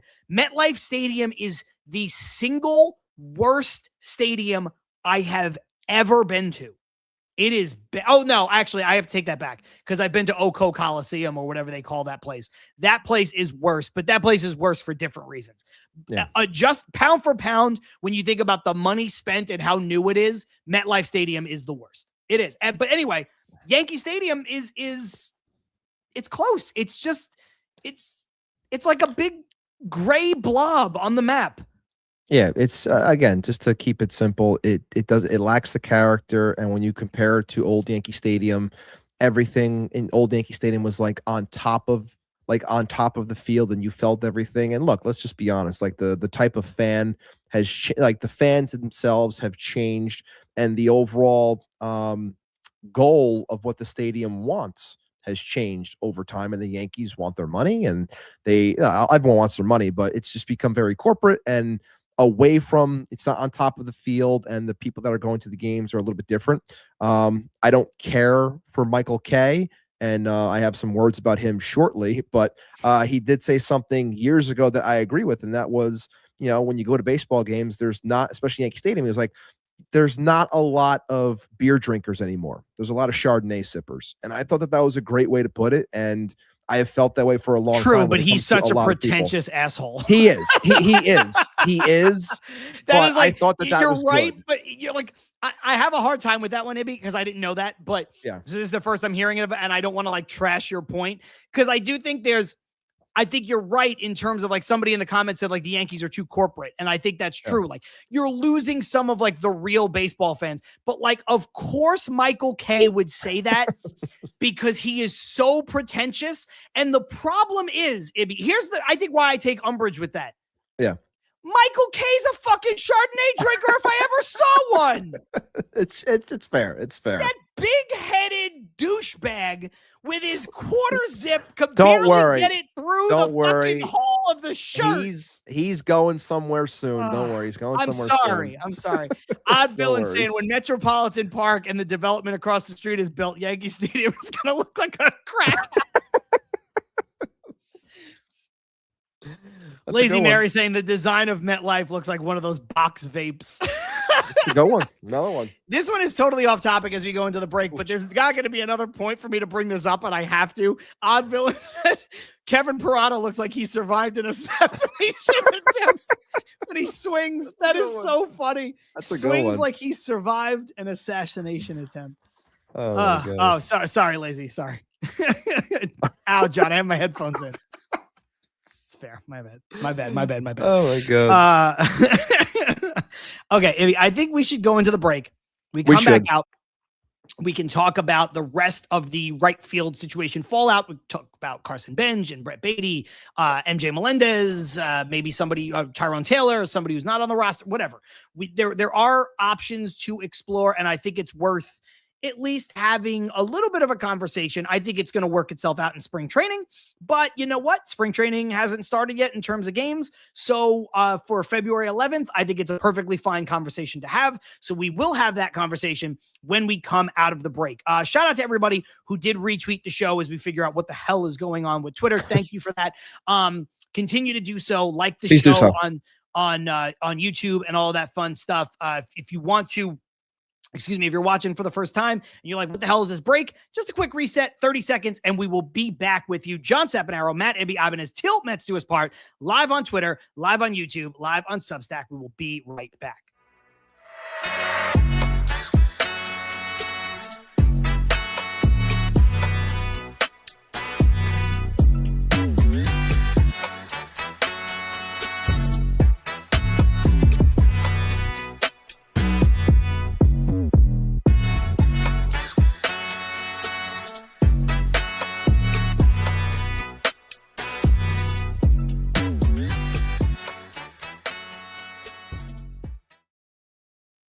Yo, just like that, we are back with Til Mets Do Us Part, live on YouTube, live on Twitter, live on Substack, like we are each and every single week. John Saponaro, Matt Ibanez, plus all of you in the comments. And remember, if you miss any of the show, you can go back and watch it on replay. It lasts forever on our YouTube channel. It'll be forever on our Substack. I think it'll be forever on our Twitter, but who the hell knows now with some of the stuff that they're changing. I couldn't even find it when I tried to click on my own Twitter. So you know what? Just make sure that you are watching the replay, probably on YouTube, probably on Substack, because at least those places, I know it will be there. And if you can't watch what you missed, you can listen to what you missed, even if you missed the entire show, because we'll be available later on tonight, wherever it is you get your podcast. That is Apple, Spotify, Amazon Music, all of those places and more. Ibby, I just want to jump into the comments really quick. Cindy Shark Vader Studio said, have a great show. We'll catch you guys on replay. Award ceremony tonight for my son. So I thought that was an appropriate comment to bring up now because of the replay. And Sydney, when you're watching this later or listening to us later, congratulations. Congratulations. For whatever the awards ceremony may be for. Ibby, awesome. That said, before we get back into the conversation, let's hit him with a quick word from our friends over at Independent Safes. Absolutely, John. IndependentSafes.com. Independent Safes are protecting homes and businesses with secure residential and commercial safes. Fireproof peace of mind in every corner. Visit IndependentSafes.com today for security that stands strong. And now it is time for our favorite segment of the week, where it's time for us to put somebody in the safe, and not only put them in the safe, but this week we are definitely throwing away the key. Look, there's a lot of discourse and a lot of bored people online, a lot of bored people, and there's so many options for this week that can go in. And we've mentioned a couple so far on this show, whether it be by name or by nickname. So there are... You talking about my boy Porky Pig? There are plenty of people that I could go after, but I'm going to go after one that I just gave respect for one thing, which I thought was fitting. And then John destroyed it, which is fine. It's his prerogative. That's okay. But I am putting in Michael K. But I'm also putting in Michael K along with the entire topic in general of bag gate. I know everything is stupid when you have to put like gate at the end of it, like bag gate. But this is the fact that this is a story, the fact that I'm bothering wasting time talking about it. It just pisses me off that we take things, or certain people take things because they are bored. Because, and I will take a shot here, they're bored because their team did nothing this offseason to run it back and just want to, piss on others and attack others because they don't like what they're doing because it makes them look bad. So they're going to try to, again, attack certain things like the bag that somebody comes into camp with. Nobody gives a damn what bag you come into camp with. Shout out to Keith over at Shea & Sons, friend of the show. Make sure you watch Shea & Sons with all that they bring to YouTube as well. But just sent a post that Brent Rooker put out, outfielder, DH for the Las Vegas Athletics, Las Vegas A's, saying how no one in the locker room cares at all if you show up with your stuff in your old team's bag. It's pretty much physically impossible to gain 15 to 20 pounds of muscle in 4 months of off-season training. So carrying all that stuff, who gives a damn about a freaking logo? Nobody does. But the sad part is the people that are doing this are doing it because they know that it's going to gain traction, which brings it back to what I hate the most about sports media and have hated about it for the longest of times, which is, why can't we just talk about the sport itself and the good things and what's to come and what's in front of us? Instead, we get rewarded for shit posting and trolling and passing it off as though we matter. And there are other people that I can put out by name, but I'm not going to bother putting them out by name because I don't want to. But I'll say Michael K because everyone knows Michael K, and I was the first one that did it. So I'll say him, but everyone else that's doing it and piling on and thinking that it's cool or it's the right thing to do because, it's going to get me traction or whatever. Like, you suck. Point blank. I'm sorry, you do, because if you were better at what you're doing, you would just talk about the things that actually matter. But to me, I feel like you don't want to actually talk about ball. You want to talk about bullshit. So I'm putting all those people and this entire argument and this talking point into the safe. Michael K, you're the leader of it. I'm putting you in there too. I'm locking it, throwing away the key, and tossing that thing into the freaking ocean. You know, I like it better when you and I have different picks for this stuff. But I can't go in another direction this week. I have to just echo your sentiment because it is such utter nonsense. I know I kind of, blew the reveal a little bit with the tirade I went on a little bit that Lazy Mary's ears and anybody else who's listening on headphones heading into the break. But it's ridiculous. And I think the thing that bothers me the most about it, or rather it's one of the things that bothers me the most, or the little different direction that I'll take it in from what you just mentioned, is sort of the lack of self-awareness, like the Chardonnay line. Like when I said, like, Michael K, like that point, but he's a Chardonnay drinker. So like, how does he not even realize that, like, he's calling out himself in a way? I think that's what bothered me about this, because Michael K was kind of putting it out there like, well, it's not a big deal, but it's like an optics thing. It's like a branding thing. You're like getting paid so much money. You could just go out and buy other luggage. Like like he set it up as if like it's not a big deal, but like I'm going to talk about it as if it is a big deal because in this one way it kind of is. Do you know what I'm saying? Like, no, of course, disingenuous way to bring up that argument. Like, look, Luke Weaver's making however many millions of dollars. He could buy 22 million. He could buy different luggage. I understand that. But Ibby, he doesn't have to. He's like sometimes, I always talk about the human element here, right? And I'm not talking about the fact that like Luke Weaver, like it's not like he can't afford to buy like a $200 Herschel duffel bag, right? Like he obviously can. So I'm not saying like whatever, like, oh my God, don't make the guy buy more stuff. But like, there's this human element where, I don't know, I have a backpack that I use when I travel, right? I have suitcases that I use when I travel, but I also have a duffel bag, like a gym bag that I take to the gym. It's not my backpack, and it's not the duffel bag that I travel with if I'm going on like an overnight trip, and it's not the bag that I use to go play baseball with. It's a different bag. And so my point is, like, if this guy, like, I'm sure Luke Weaver has more fucking luggage and it's fine, but he's been playing professional baseball for like a decade. He's got bags that he uses for this. He throws his stuff in there and he gets to spring training. That's why teams give them to you. They give them to you to travel your baseball stuff. And when you've been with the team, and Luke Weaver was with the Yankees for 3 uninterrupted seasons, he's going to have all Yankees stuff. We're not talking about his personal effects, because I have been, and I know Michael K has too, but I just mean for some of the other folks who maybe haven't been. I've been in baseball clubhouses on travel day. I have seen how teams line up their stuff, and it's like, yeah, they're going on a road trip for, 14 games, 10 games. They're going to 3 different cities. They have their luggage and their luggage is whatever, and that's where their personal clothes are.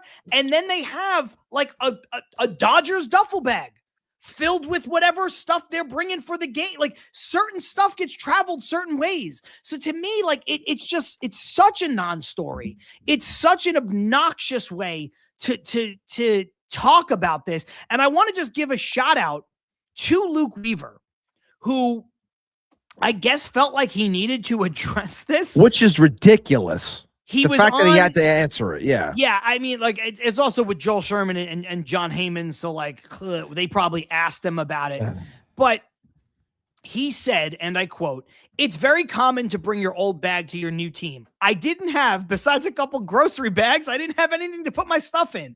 Part of me is like, yeah, I don't necessarily want to take a Yankees bag because I'm not a Yankee, but it's a normal process. I love the Mets now. I'm a Met. I love where I'm at. I love the teammates so far. I hope to win as many trophies as possible, and I hope to do that with the fans behind us rooting for me. The bag meant nothing.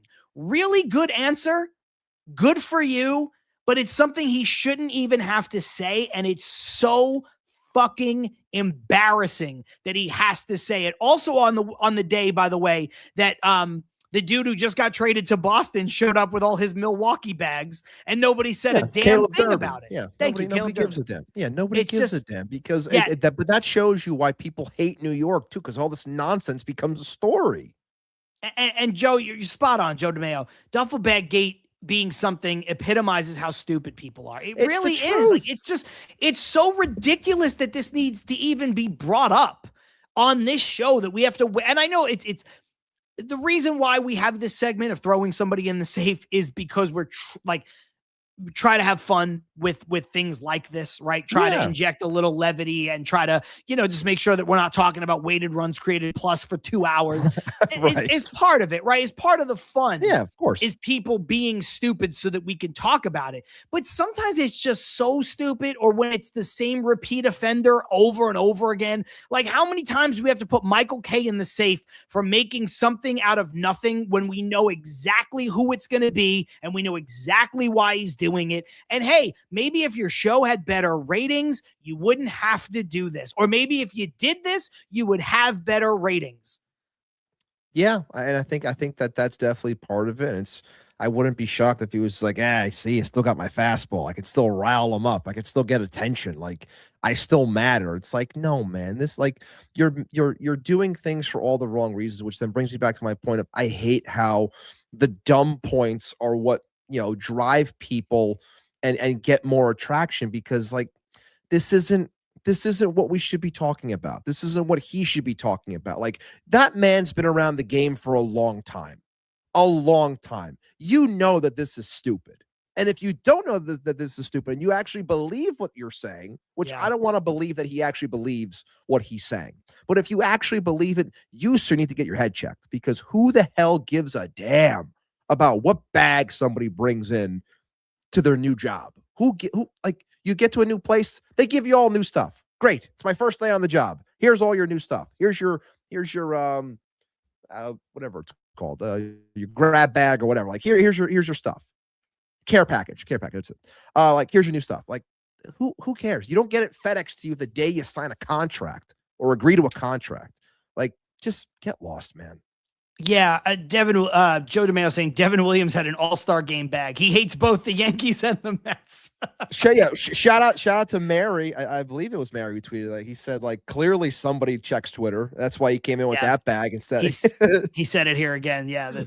He pays attention to social media. Like, yeah, probably. Well, it's funny, and this is the last thing I'll say on this. Somebody did tweet at me yesterday when I said something about it. They were like, it's pretty simple. Just have the new team send you stuff. And I'm like, sure, but no fucking team does that. So, like, nobody does. Like, who cares? No one does. Like, right. Like, I still wouldn't care. But if the Mets were one of a handful of teams that didn't send you, like, to your point, a care package and gear bags and stuff, I'd be like, you know what? Yeah, Steve, like, I cannot stress this enough. I would not care. But with Steve Cohen's money and all this stuff, if it was common practice around the league to send people new stuff so that they can arrive with their new stuff, I would be like, yeah, the Mets should do that too because everybody else does it, but no one does it. And thank you. Yes, I was just going to pull that up. Do these people understand from Lazy Mary how much equipment and clothing they are given when they report to camp? And Ibby, you know what? I'm just going to bring this up. Nobody thinks of that. I'm going to bring this up. Last week, we talked at length about Mike Ginella giving away stuff. Yes. And we joked and we had our fun. Mm-hmm. But to boil it down to the simplest thing, why is Mike giving away stuff? Because his closet is filled with Mets things from years and years of doing that job. Yeah. And he's a guy who just does Mets in stadium fan interactions. Mm-hmm. Do you know how much gear players get? Like a lot. It's insane. It's insane. Joe DeMeo saying the only thing I'm firm with all caps on is that they should send a hat for the Zoom press conferences. I can get down with that one. I mean, it doesn't bother me all that much, but I can understand. I can get that one because that's an easy one. Let's just send them a hat. Like that's fine. Yeah, I'm with Joe on this. It's something that I'm sorry. It's something that they talked about a lot on the Mets pod over the last couple of weeks when the Mets were making all those moves and they were having Zoom press conferences. Joe is a big press conference guy. He thinks a lot of more players should get in-person press conferences. And I do agree with that. And he also said, if you're doing a Zoom press conference, it takes nothing to FedEx them a hat and a jersey. And I do agree with that. Lazy Mary also saying they shouldn't do Zoom press conferences along the same lines. I do think they should do more in-person ones. I do. I agree really, with that one. I think most people should get in-person real press conferences. And, I don't think the Mets should be trading for Marcus Semien and then doing a press conference over Zoom. I think Marcus Semien's a big enough player that he should be out at Citi Field. I do. Lazy Mary. Yeah. Ginella probably still has an equipment bag from when Wally Backman made him shit himself. Yeah, that's it's going to be on eBay. That's a game shit. Game shit. Yeah, you're gonna have Mary quote tweeting it. There are shit stains on this. What is wrong with you people? Yeah, I'm with you. Joe is probably happy about this. Odd Villain saying glorified FaceTime calls crazy. It is, yeah. Joe DeMeo is probably happy about this because a lot of people are agreeing with his. Yeah, there should be in-person press conferences. Oh my God. But yeah, I agree with that. It always comes across as though, certain players are viewed as lesser than, and the only ones that get, conferences are what are deemed superstar players. That's the way it comes across, clearly. Yeah, I agree. Odd Villain, by the way, just said earlier, Kid Rock in the safe. That concludes Throw Away the Key, brought to you by Independent Six. Ibby, back into the Mets conversation. Enough with Michael Kay and his giant head and all of that nonsense. The other part of this, Joe DeMeo, when you're right, you're right. Yeah, he is right. I agree wholeheartedly. Chat's got to be careful. You're gonna give Joe the size of Joe's head's gonna be the size of Michael Kay's if you keep giving him compliments. You got to be careful. Impossible case. No head can get that big. Odd Villain saying, "What's next? They're gonna just broadcast the text chain with a player live." Yeah, like it's just gonna be like our fucking chat comments like down the side, like somebody's like Twitch streaming. It's ridiculous, dude. It's ridiculous. I know I said we were going to move on. I'm sorry. Could we just talk about this for like 1 second? I just don't understand in a post-COVID world. Okay. Why, like, during COVID and during like the throes of the pandemic and coming out of it, it was easier. It was safer. It was more efficient to just do stuff virtually. And being able to do stuff virtually is wonderful. It's how you and I can do this show despite living, 2,900 miles away from each other. So there is a time and a place for it. But the lack of doing stuff in person, whether that is people who are just like, I don't know, ever since 2020, I don't like going out anymore, so I don't go out for people's birthdays or whatever. Like, I'm sure there are people like in your life who do that, where it's just like, that's lame.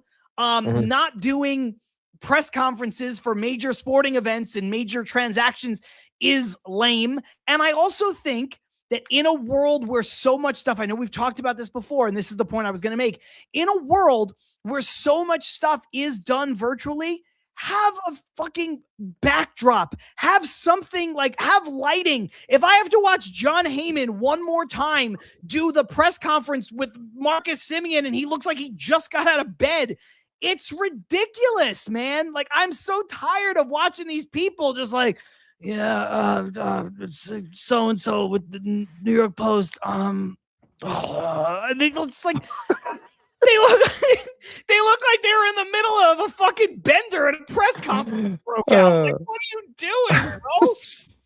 People can make fun of Mike Francesa and his perfectly coiffed hair all you want. That motherfucker, big teeth.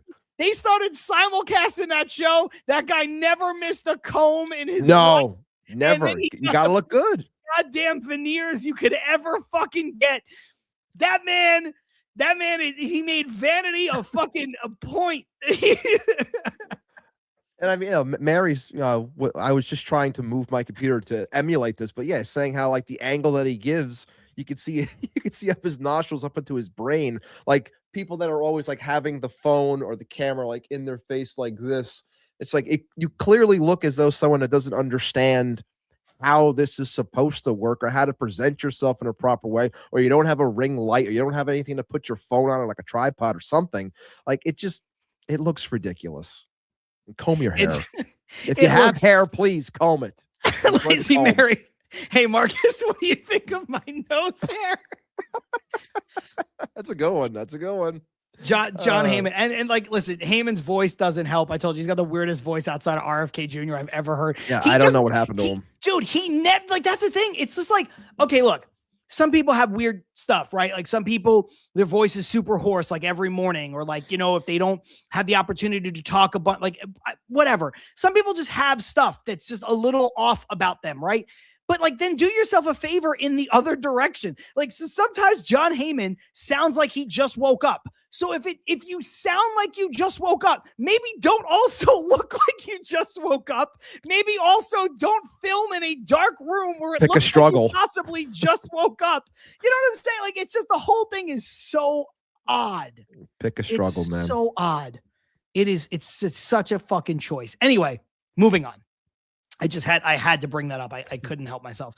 So Ibby, the question now becomes, who plays right field to start the season? And I bring back this other one from Blast Radius saying, is Ben slated to play right field? Why won't Stearns say? So, I'm not even going to say this out loud, but I was just going to pull it up. On the screen. Oh my God. I'm just going to pull it up on the screen. You're killing me, man. That you are is killing me, man. So funny. That is so funny. Joe DeMeo says, I take pride in my hair, but I also need to try to keep up with Connor. Ibby, I will say this. Joe, you can't. You can't. It's perfect. You can't keep up. You can't. The only person that can keep up with Connor is Mike Francesa. I was gonna say it's Francesa. That's the only one. That's it. Maybe do you know do you watch a lot of Food Network? Maybe Scott Conant, Chef Scott. Oh, okay, I know those. Yeah, okay. That's another guy. Another one. Like, that's it. That's it. You can't. It's perfectly. Connor is perfectly. It's always a sin when Connor wears a hat too. You got the hair. Let it out, man. It's there. Let it go, man. Let it go. Yeah. So, anyway, so funny. I'm trying to move on. Jesus Christ. Okay, so Ibby, who plays right field to start the season? The easy answer is what we talked about into the break, which is just, hey, Carson Bench is going to have every opportunity, and I think that's the case, and I think Carson Bench is going to win the job. Mm-hmm. But what if he doesn't? There is another bench spot also. It sort of complicates things a little bit because, like, if Brett Beatty could play left field, he could play right field, but he's never really played right field. So that does change the math a little bit with Soto moving over. MJ Melendez, who could make the team, maybe. He's on that split deal. He's played in the corner outfield, both spots. He's not a great defender, but he does have an excellent arm as a former catcher. So his arm would certainly play up in right field. So I don't know. I think the Mets are fairly well covered. I think it's going to, and also Tyrone Taylor. I keep forgetting about Tyrone Taylor. He's going to be on this team. He's an excellent defender. He's got a very good arm. On the days where he needs to play right field, and there will be some that he's going to play right field, they're going to be fine out there. And then their defense is going to be really good with hopefully Soto playing up and left, Luis Robert being great in center, Tyrone Taylor being great in right. Like, I think the Mets are covered more than people think, and especially with the addition of MJ Melendez. I'm not trying to make it sound like he's some kind of great player. I know he's a former like top prospect, but he hasn't lived up to that. But he is 26 years old and he has a cannon for an arm. And there's a chance that they might be able to find something with him where he's the last guy on the bench. And that's another guy who could be in the mix in the outfield. Point is, they're covered. It'd be whether it's Tyrone Taylor and Jared Young or MJ Melendez or Brett Beatty and Carson Benz just starting most of the time. The Mets are going to have people who can play right field. They will. Yeah, I think the Melendez thing comes into the picture a little bit here. I'm with, I think it was it Amazy? I couldn't see who said it in the chat. Saying that they don't want to see Brett Beatty out in right field. I don't either, and obviously we know that I'm the Beatty fan, but I don't want to see him in right field. I really don't. But I think Tyrone Taylor would be fine in that spot. It's no big deal if you have him there. But I know Joe just said him by his full name, that being Carson Benz. And I've been saying on the show for a while. We said it at the end of the season, into the 25 season. We had mentioned Carson Benz as someone that was going to be a player for this 26 team and being on the roster, and how we felt that Benz could be someone that breaks camp with the team. And when we said that on this show, we said that we were at like 50% to 75% at the time. And now we're talking, 4 or 5 months ago, we said these things. And I still that hasn't changed for me. If anything, I'm a lot more confident now because the fact that the guy who runs the show, that being David Stearns, has been so open with saying this player's name when constantly asked about it and not tiptoeing around it. That's why I still feel that they want, unless something unforeseen happens, they want Carson Benz to take this job. They want Tyrone Taylor to be their fourth outfielder. They want Tyrone, that's the way I'm looking at it, and that's the way I'm going to continue to view this entire thing, because I think it makes the most sense. And one could say, well, what if if Lindor is out and now you're going to have a questionable player at shortstop? It makes the back end of the lineup even more questionable and not as strong. And now you're going to plug in a rookie too, and that it makes things that much worse for this team. I still think that they would much rather allow this kid that runway. And I feel like a lot of the moves that they have made this offseason, I don't want to say they were all tailored just for him, but one could look at it and say, you know what? A lot of these moves, if you want to look at Nimmo specifically, a lot of these moves look like they wanted to make sure that they had the space and the opening for this kid to get the job and go. And they want to do it from jump. I just think it makes way too much sense. I understand people that say, well, he needs the reps in AAA and this and that. I really think that if the under the hood stuff is there, it's going to check out, and he's going to break with this team. I'm going to stick with that until seen or shown otherwise as the spring, officially kicks off. But that's where I am. I think Carson Benz is your right fielder. I really do. I have to bring up this comment because the timing is off now because I'm back, but I had to get up for a quick second to see what my cat was doing. And you were talking and Ethan goes, John to right field. As I left, it came in, that's just really great timing of that. I do think Joe DeMayo's right here when he's saying Carson Benz, unless something insane happens, the proof is in the actions Stearns did. To your point, Ibby, everything he's now Ibby has to step up. Ibby's getting the call. Ibby's going to right field. No, I think Ibby's exactly right.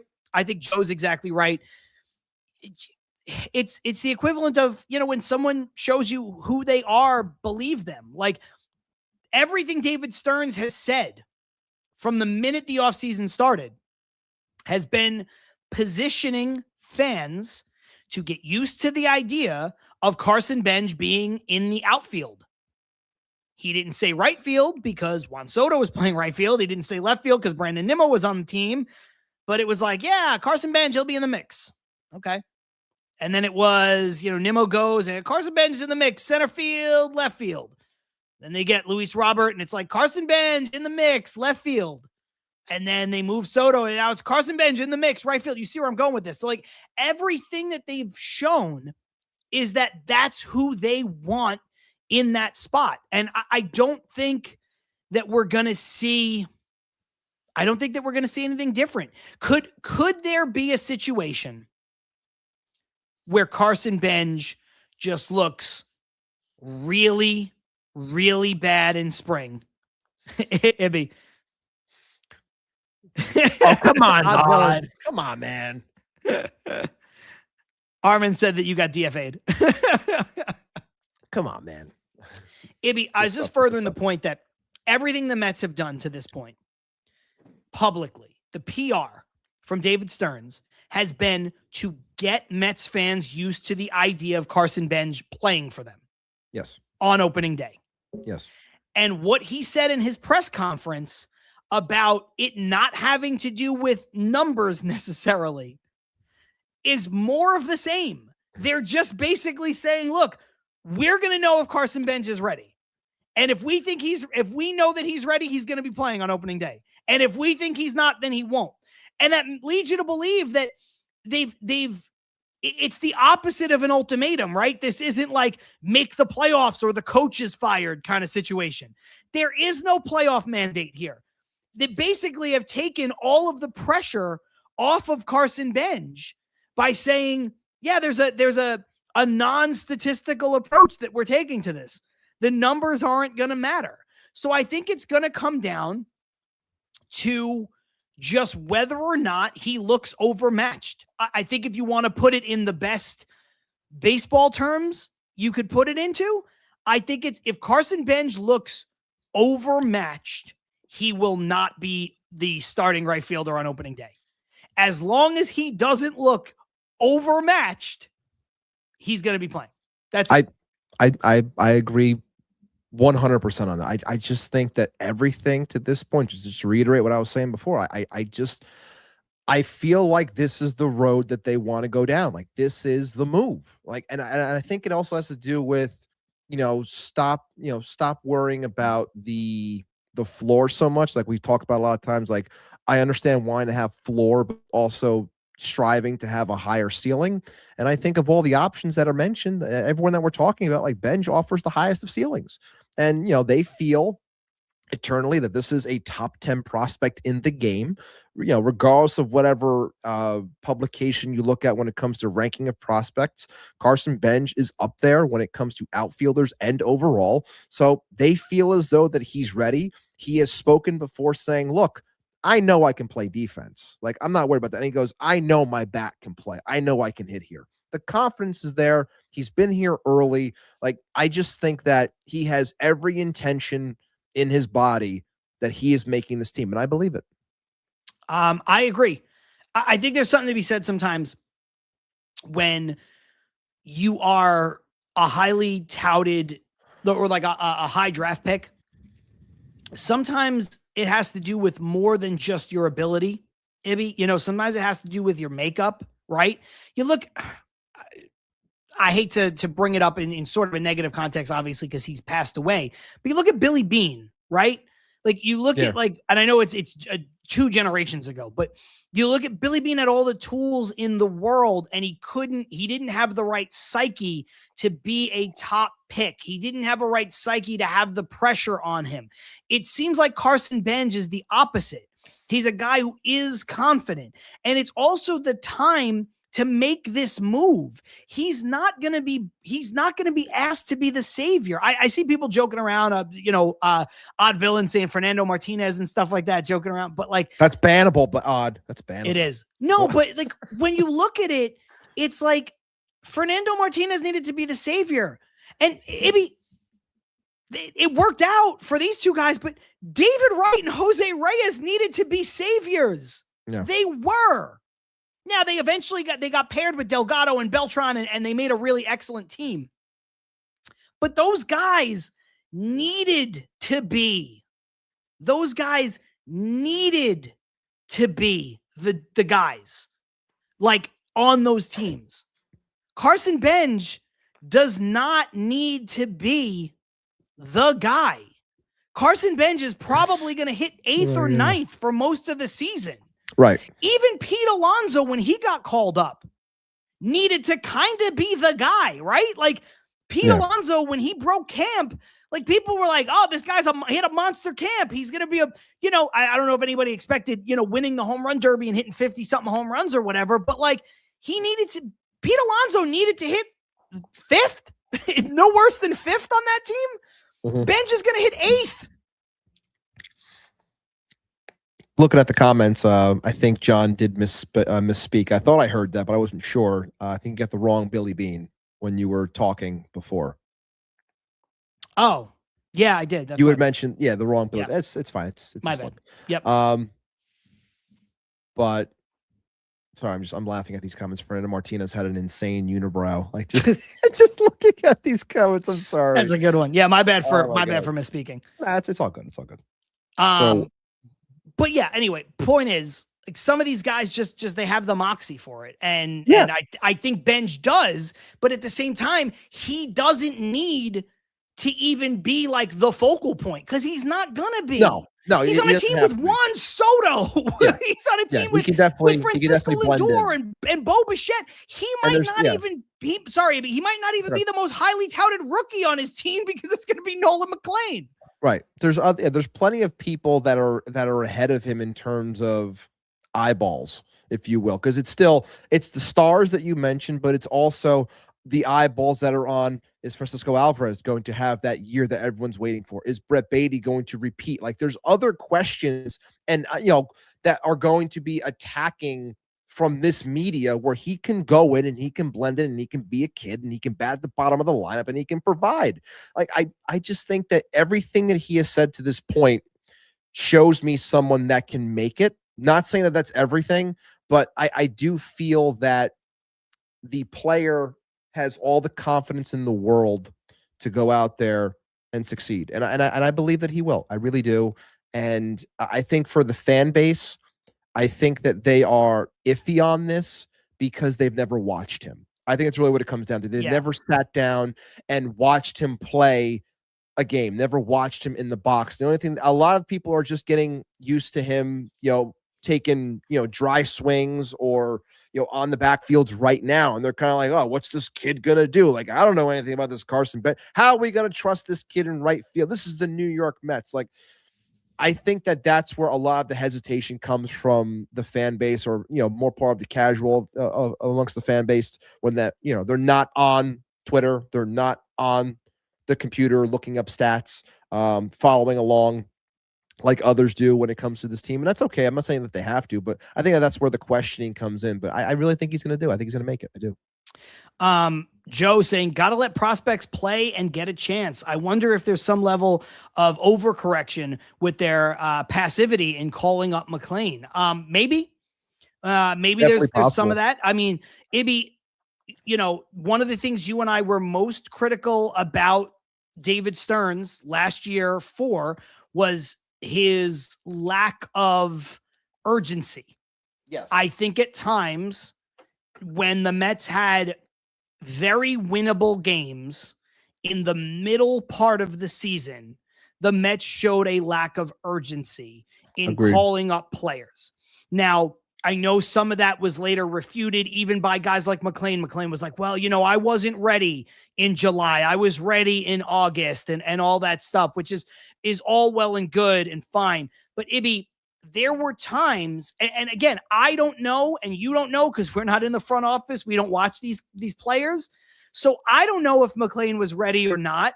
But what I remember is watching the Mets have 2 healthy starting pitchers on the roster. 2. And at that point, I don't really give a shit if somebody's ready or not.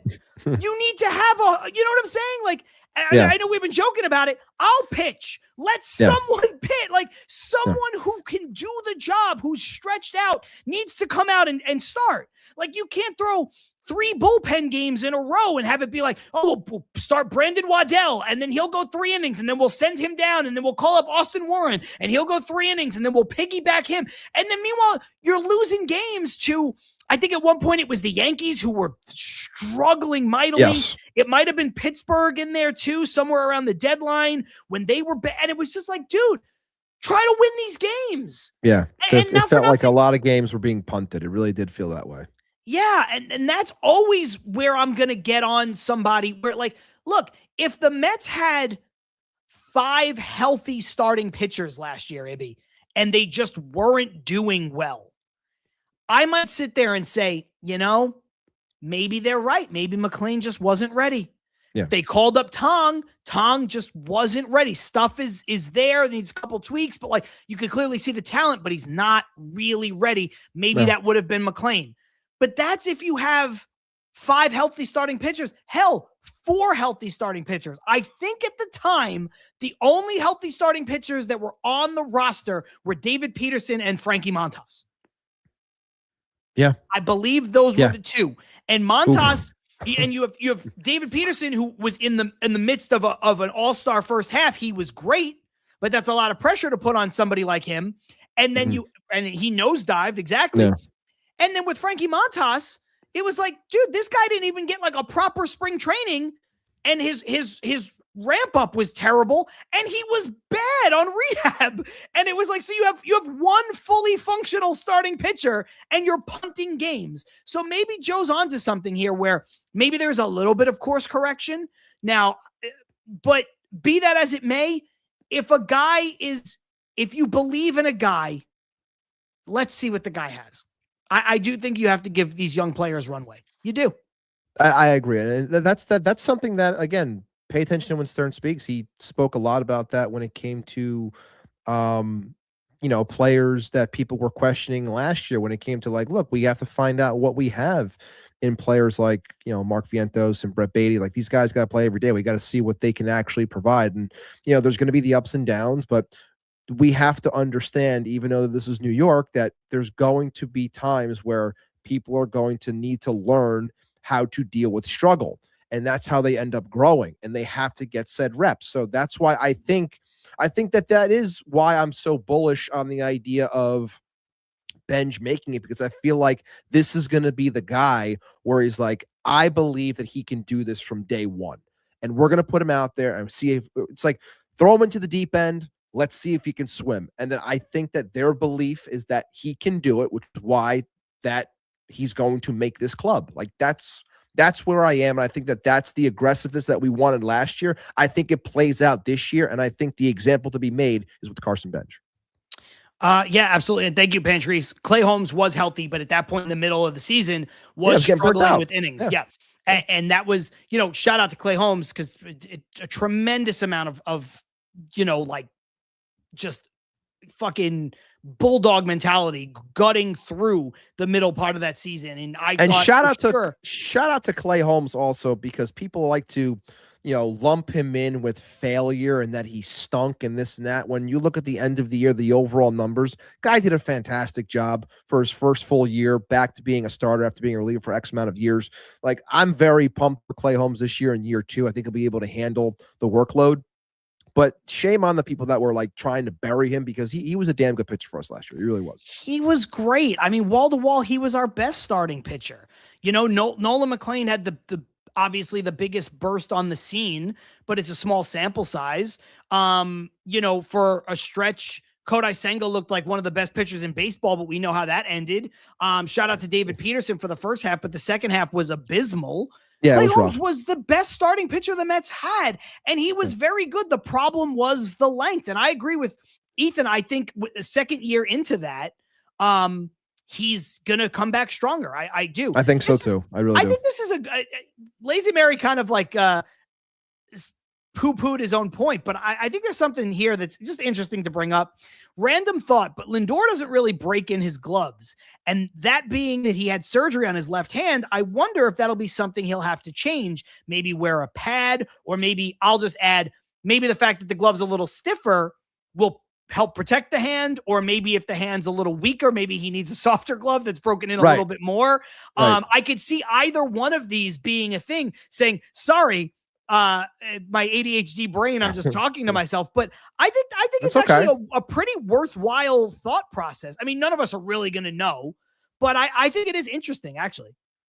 No, I think so too. And it's I mean I would have never thought of that, but yeah, I mean definitely something that the ADHD brain would focus in on. But I think it's a very good point because it could be something that comes into play for sure, depending on how quickly he can get the strength back in the wrist. Ethan saying, do any infielders truly break in their gloves, though? Which is a fair point. A lot of major league infielders play with a stiffer glove so that they can get the ball out quicker. They don't want the ball super deep in the pocket and all of that stuff. I get it. But it is preference. And whatever your preference is, you'd think maybe it's a little hard to change that on the fly. And again, Lindor barely likes his gloves broken in. So something to note. That's a good one, Joe. That's a good Joe one. DeMayo, fun fact, everyone's dream. I don't know if he was everyone's dream, but he was certainly not my some dream. I didn't want him. That's Ranger for sure. Suarez has never thrown as many innings in a season as Clay Holmes did his first year as a starter. Speaks volumes, Ibby, to not only Clay Holmes and what he was able to do, knowing his body physically, all of that stuff, but also speaks volumes to the decision-making process of the Mets front office, David Stearns and everybody involved, identifying Clay Holmes as a guy who could make that transition and do it as successful as he did.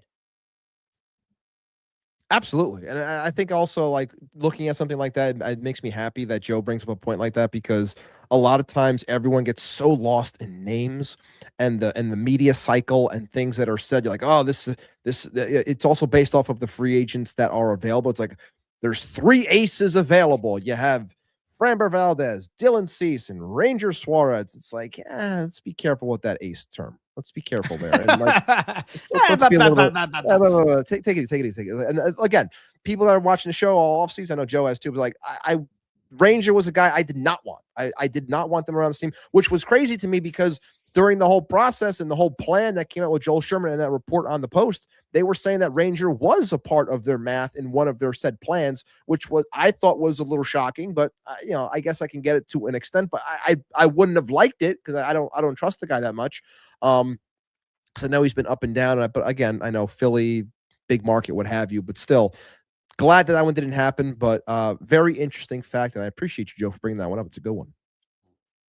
Pantry saying, I'm mostly worried about Minaya, especially because he didn't get the surgery to clear out the loose bodies in his elbow. Ibby, I think the not getting the surgery when you're not the person, like, so I understand Pantries being worried about Minaya not getting the procedure done. But if he didn't get the procedure done, he's got great doctors with the Mets, and they probably saw that they didn't necessarily have to have the procedure done. So I'll give a little bit of credit and credence to the fact that, like, it's not my elbow. It's not Pantries' elbow. Minaya made a decision for himself. The Mets made a decision, and I'm going to just defer to them on that. But there is some concern about Minaya. I would say my biggest concern of the players in the starting rotation is Kodai Senga, not Sean Minaya. I think Kodai Senga has the bigger upside play. He has a bigger upside play than basically anybody in the rotation, honestly, because he has the furthest he can swing, right? Like his floor could be the worst, his ceiling could be the highest. He worries me more. I don't know if you're worried more about Minaya or Senga, but I'm worried about Senga more. I'm more worried about Senga. Obviously, the health is the biggest thing, and I know that the elbow can be a concern with Minaya. And again, when you try to emulate someone as great as Chris Sale is, but he has had a litany of injuries his entire career, so if you're going to copy that guy, be ready for potential arm issues down the road, which obviously Minaya has experienced because of copying said player. But I think that between those two, I would feel a lot more nervous when it comes to Senga. I agree with you that he has huge upside, especially a higher upside than that of Minaya. But in terms of like looking into the season, what worries me the most about the rotation, it has to be Senga, because we've seen, the highest of highs, the lowest of lows. And this was a guy that ended the season in the minors and couldn't even find his way back when this team needed help. So I know it's a tired process. And I know, Rube just dropped into the comments, which I start off talking about, the 6-man rotation and wondering if that's going to be something that is a thing that can happen for this team. I do think it's a possibility. I think that if we can get into that in a second. Yeah, I think of all things considering, I think that it's definitely on the table, assuming what we're talking about right now, assuming that Kodai Senga can make it through the spring and remain healthy and be a part, a worthwhile member of this rotation for sure. My issue, I think, between the two of them, Ibby, is that, look, I know Manaea is making like $25 million a year. It's a lot to pay for a guy to like come out of your bullpen. But Manaea has been a guy who has not always been a starter. He's a guy who has not always had the success that he had in 2024, right? Obviously. So he's a guy that I think you can figure it out with. He's a guy that, do you want to pay $25 million for a second lefty in your bullpen? No. That's an insane amount of money. Yeah. But can you get something out of that? Of course. If you have to pivot to something like that, you make it right. work. That's my point. Like, the worry with Senga is that he's unplayable. Period. Yeah. Can't pitch in the rotation, never pitched out of the bullpen. Mechanics are out of whack, isn't healthy or doesn't think he's healthy. Like, has to be perfect. Like he can't, like it has to be 100%. It can't be 99%. It's got to be 100%. And there's no guy who's like more fun to root for than Senga. He seems like such an affable, fun guy. Yeah. And so I don't even want to put this out there, but this is it's one of the only things I can think of, right? Remember how bad Chris Davis became with Baltimore? Slugging first baseman Chris Davis. Like, he was unplayable.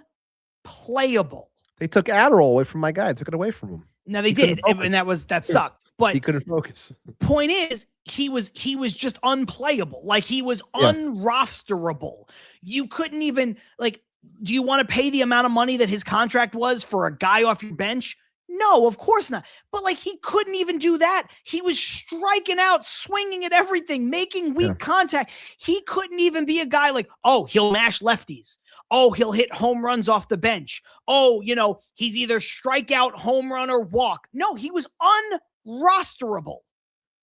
And that's my worry from a pitching perspective with Kodai Senga. I'm afraid that his downside, like Sean Manaea's downside, is to me not unrosterable.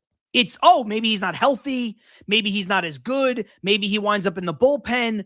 Fine. That's a lot of money to pay for it. But with Senga, it's like, what is this guy even? If he's not Kodai Senga, ghost fork, striking guys out, pitching to a 2 ERA, 2 flat, what is he? And I don't know. So that's my worry.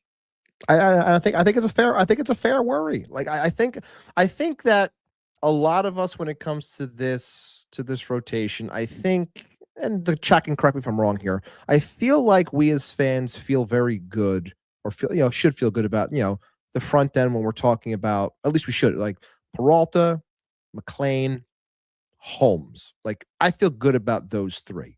You hope that another year of understanding the marathon that the season is, you hope that David Peterson can be more of the first half as opposed to the second half. At least find some middle ground for the second half and not have such of a dip. Like, that's 4 pitchers that I think I feel confident in going to battle with. The back end, like, if you get something good out of that back end, it makes everything all the better. You can look across baseball when it comes to 5th and 6th starters, like what you're getting. I think that's where people are really worried, is just like the back end in general, which I understand because last year was just a shit show in terms of the entire staff. But that front end, I feel pretty good about, especially now at Peralta. The back end does have its questions. I question more with Senga, but I still think that we're going to get some really good things out of the staff in general this year. And I pray to God Senga can stay healthy. And he spoke today. They asked him the question like, hey, what's your biggest goal this year? He's like, I want to stay healthy. Like, so he hears the noise. He understands. He does, he wants to be out there helping the team. He doesn't want to go out there and be a bum. He wants to help. So hopefully he can stay healthy. And shout out to Ethan and Lazy Mary, both who alluded to the fact that Senga has pitched in Japan in relief. I meant like in the majors, like with the Mets, he hasn't, and I just don't know if he can. And I'm worried about. I'll bring up this one from Lazy. Shamanaya doesn't lose the mental battle.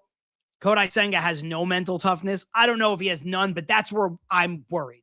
Ibby, I don't know if this is a guy who right now, if he's not succeeding in the chosen role as a starter, can you just put Senga in the bullpen with his issues and, like you said, needing to be 100% physically fine all the time, having his mechanics 100% aligned? Like, is that a guy I trust in the bullpen? Like, I don't think so. I just don't see where the success would come from as far as that's concerned. Apparently Senga has a reliever of the year clause in Did not know that. 100K bonus for reliever of the year. Cool. I just don't know. I just don't know. Thank you for pulling that up. I don't see him as a reliever. Great point by Joe here, saying also, I feel good about the rotation because they have better protection for the back end this year with Myers, Tong, and Scott. Yeah, I think that having actual pitchers, on the back end that can be ready, and you hope that Tong is ready after some seasoning in AAA, and you hope Scott's good to go off of the surgery and everything. He's looking good so far. Hopefully in game he's solid as well. And Myers being told like, hey, we want you stretched out as a starter, which I thought was interesting. I really thought that was interesting for them to say that we want you to be stretched out because he had such success last year out of the pen.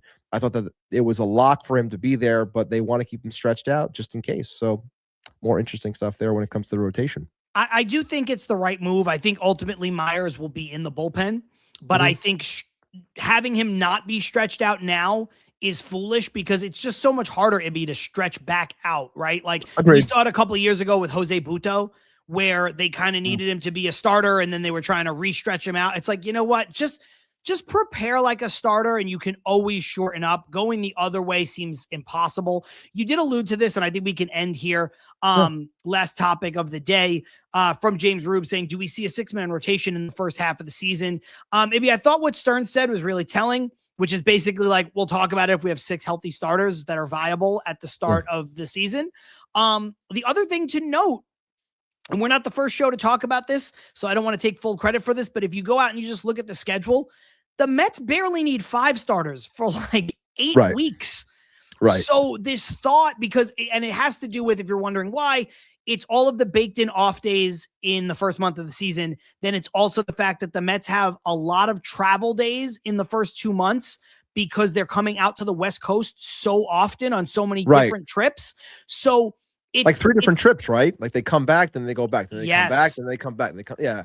I remember seeing that. They have separate trips to San Francisco, San Diego, Los Angeles, and Anaheim are all separate trips, which is brutal for travel, but it is good for off days because then they do every time they get there and every time they get back, they have an off day. So it's not to say, look, that they're going to push these guys like crazy and go with a 4-man rotation, but it's going to be hard to get people in sync if you're force feeding a 6-man rotation.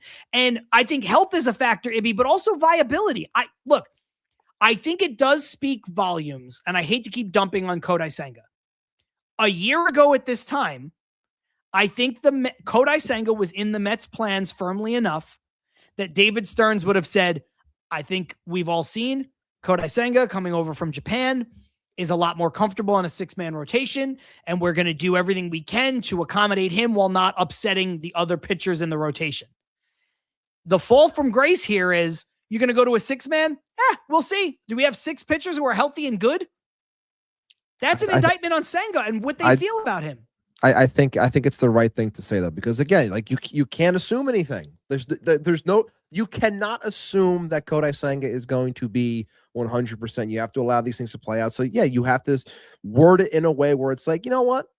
We'll cross that bridge when we get there. We'll see what happens. And of course, what you're saying as well makes sense when it's, this team has X amount of days that they're going to have off where they're not going to really need to focus that much on a 6-man. Like there's going to be enough, off time and breaks, what have you, to keep guys on track. But I said for the longest time during the offseason, I felt that I didn't think that Stearns wanted to deal with it anymore. But again, if you can't get anything of value, just hold on to it in hopes that it can strike, strike in terms of being a positive for you. And maybe you can get something at a later date, or you can actually help you win ball games. but I felt like he didn't want him. But Yeah. here we are, and we're going to try to make it work. That's all. I could see. I mean, I know we talked about this a little bit. You mentioned it kind of with Vientos, but and this is more of a football thing, but I could see someone gets hurt in training camp injury trade with Kodai Senga. It's possible. You know, I mean, like a pitcher gets hurt. Kodai Senga has a couple starts. He looks healthy. He looks effective. I could see that because that's not selling low. Then you, as the Mets, you're like, hey, look, Senga's sharp.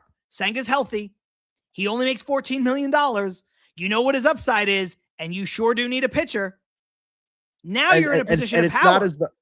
And it's not as though someone's going to say, well, you know, we're not going to give you what you want. And you're like, well, then we'll just use a 6-man rotation because they can use that as leverage because it's like, we've done this before.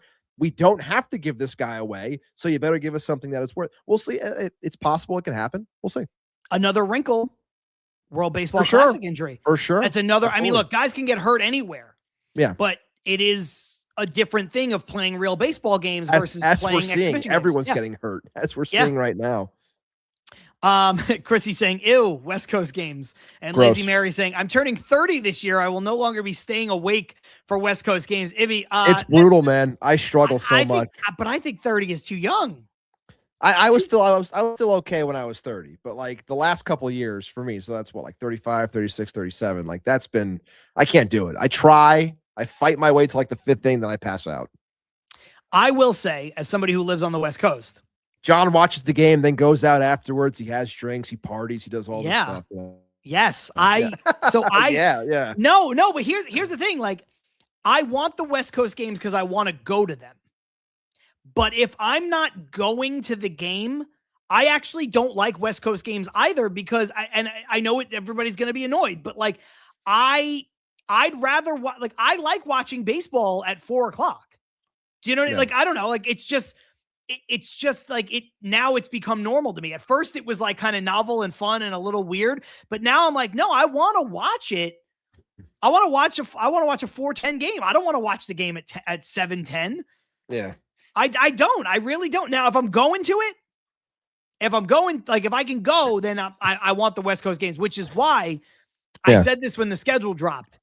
I don't think it's great for the Mets to have 4 different West Coast trips to 4 different West Coast cities. It sure is great for John, though, because it's harder for me.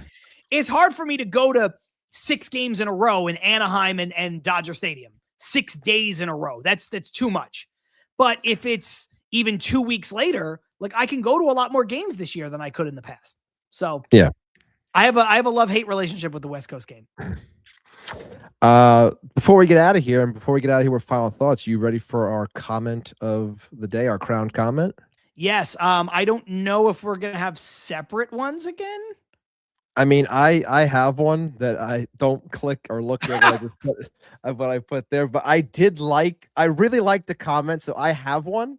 I don't know if this is going to lead to like a split winner or whatever, but I do have a choice. Do you have someone in mind already or no? So I didn't even see this comment. It really popped me. I didn't laugh on screen, but like I started because I really, really liked it. So just full disclosure, I was going to pick a different comment from the same person. Okay, so this person in general still gets it. We don't have to split it. We can do one because I'll just defer to you, and then maybe I'll just bring up my comment because I just thought it was funny. Like it's the one that made me laugh the hardest. But I'm gonna let you do your thing. Okay, so we'll open with our crowned comment as we go right here, and we're gonna go over to the comments. Drum roll, please. Drum roll, please. Where is it? You know, the issue, we keep on having all these old ones start. I can't find anything. I got it. You want me to pull it up? Pull it up. All right, hold on. Ibby, you're really dropping the ball on this. This one I continue to, but Michael K looks like the leader from the Incredible Hulk. I thought that was hysterical when I saw it. And then got a big ass head, man. Got a big ass head, and I just thought it would be fitting to to add him to the party here. I thought it would be great to add him to the party here. and have some fun with it. Hopefully, Odd's still here so he can laugh at it. I did it for him, so hopefully he enjoys it. But yeah, there's your leader, Michael K. Yeah, so I'm giving the crown to Odd. Okay, so really quick, leave this up because people don't need to look at us anymore. This is fucking great. Lazy saying Odd, you got to put a crown on because that's true. That's the rule. If Odd is That's here, the rule. But Ibby, Yeah. I think Lazy Mary thought it was funny. Armin thought it was funny. I think, hear me out. Okay. I think we put a crown on Michael K as the leader, but the crown is small relative to the size of his head. And I think maybe Odd Villain uses that for the profile picture. That would be my thing. The one I'm in agreement with you, but the one the one that got me to laugh from Odd was Parada swings like he survived an assassination attempt. That was a good one too. I keep going off of the thing that makes me laugh the hardest during the show. The thing that disrupts me the most is the thing that I usually pick. But I think we got to put a crown on Michael K as the leader. And I think that Odd Villain, who might not be here right now. He might not. I think I might have to text Odd Villain and let Odd Villain know, like, till next week, you got to use this as your profile picture. So that would be my my contribution to the game. Oh my God. Too funny. Dude, that was great. I did not even see that. I didn't even see that comment come in. That was great. Maybe K with the crown is the new graphic for this segment. That, ooh, you know what? You know what? That's not a bad idea either. It's not. You know what, Lazy? There's something there. There's definitely something there. I don't know that I want that much of Michael K on this show. It's not Michael K though. It's the leader. Don't forget, it's the leader. Yeah, I know, but he's such an arrogant prick. I know. I just feel like in a way he would love it. You know, he's just such a. Okay, but there's something there. There's something there, Lazy, and I appreciate. I'm glad we got. I appreciate what you're doing. Anyway, Ibby, this has been a good show. It has been another 2-hour show. I think we got to everything pretty much. We did. I hate ending on a somber note, but there is something I did want to put out there because Oh shit. Yeah, it's not. I mean, it's somber because it sucks within the world of entertainment and stuff like that. You'll end up on his radio show. Yeah. You know that motherfucker scours the internet. I said it. I'm sorry. I said it before. He took that picture of like garbage piled up on snow. And he was like, New York City looks great. And I'm like, for a guy with 2 dream jobs, all the money you could want, a great family, could live wherever he wants, could travel. You're such a miserable bastard. He is. I just don't understand how you could have that kind of time on your hands. He's so awful. Anyway, sorry. Yes, we'll end things. And yes, as Armand's, maybe he knows where I'm going already with this. Alluding to, we did lose someone in the world of entertainment today, which I think sucks. A lot of people of our generation knowing who this person is. James Van Der Beek sucks. 48 years young. It's ridiculous. It's awful that something like this happens. So I just wanted to end on one of my favorite movie quotes. Who if you don't love Varsity Blues, I don't know what you're into, but before this game started, Kilmer said 48 minutes for the next 48 years of your life. I say, fuck that. All that. Fuck that. Let's go out there and we play the next 24 minutes for the next 24 minutes. And we leave it all out on the field. We have the rest of our lives to be mediocre, but we have the opportunity to play like gods for the next half of football. The great Jonathan Moxon from Varsity Blues. Shout out to James Van Der Beek. R.I.P. It's awful that it happened. 48 years young. Far, far, far too soon. Rest in peace.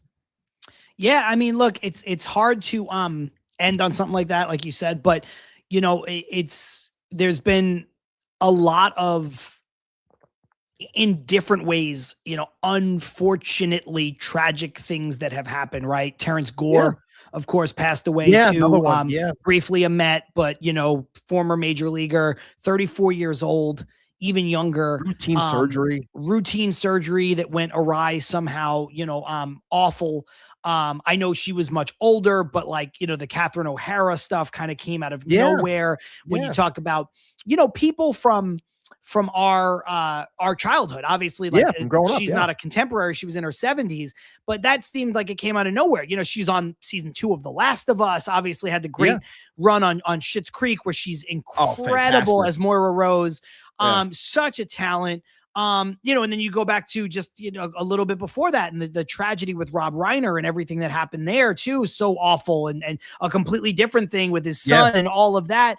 And again, a man who was in his 70s, but when you looked at it, you're like, this guy has he's got so much more work to do. He's going to be around, and it really does, make you realize like how fragile things are, how short life is.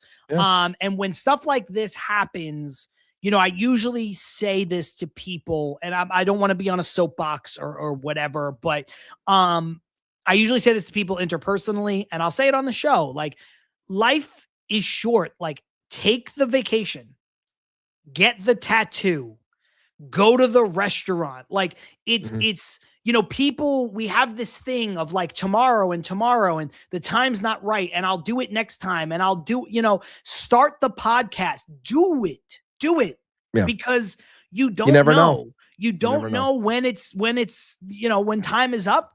And again, it could happen in your 70s, which is by today's standards still too young somehow, like it did with Catherine O'Hara. It could happen in your 40s, which is way too young, like James Vanderbeek. It could happen in your 30s, like, which is way too young for Terrence Gore. So it's just, it's absolutely crazy. And it's sad. I met James Vanderbeek once, and he was very kind. He was very nice. He was very funny. And it's an absolute shame. So, it really is. RIP for sure. Lazy Mary saying, my 7-year-old dad is getting his first tattoo 3 days before opening day, the OG Mr. Mets logo. Like that's awesome. And that's awesome. I bring that up because it's kind of a way to take what is a somber moment and kind of bring it back up. It's like, yeah, man, that's what you should be doing. You know what I mean? Like go. I don't know, Lazy, if you're getting one too, or if you're just going to go with them or whatever the case is, or if it's just like, that's great. Like, that's what it's about. You should be doing that stuff because it's, I know it's easy for all of us, and we get swept up in the minutia. I know I do. I sweat the small stuff all the time. But it's easier said than done at times, but don't put things off in perpetuity because you just don't know. You don't know. Agreed. Again, we don't want to end on a somber note, but we'll get out of here now. Been here for 2 hours and 12 minutes. Shout out to all of you. Obviously, the issues that were had on the Twitter side, hopefully things can get corrected moving forward. Unless this is a new update, I will do my best to figure out a way to make sure that everyone's getting everything they need to see on both ends, that being Twitter and YouTube. If you're here, make sure you like the video, subscribe to the channel, hype the video afterwards. Do whatever you can to continue to spread the word of Til Mets Do Us Part. We appreciate you. Thank you so much for your time. And as always, let's go Mets. Yes. LFGM, gentlemen and ladies, from Lazy Mary. If you missed any of the show, you can go back and watch it as soon as we're done on our YouTube channel, on our Substack as well. Again, I'm not going to push Twitter right now because I don't know what's going on with that, like you said. But if you can't do that, be on the lookout in the next hour or so. It'll drop on audio platforms, wherever it is you get your podcast. So plenty of ways to get involved with Til Mets Do Us Part, with myself, with Ibby, with the leader, Michael K. There he is. Look at that guy. That's not even that far off, man. He looks like that. He sucks. Anyway, I'm John. That's Ibby. This is Til Mets Do Us Part. We'll see you guys next week. I will be on this channel at 7:30 on Friday with the Mets Weekly Boys. So I'll see you then. LFGM. Peace.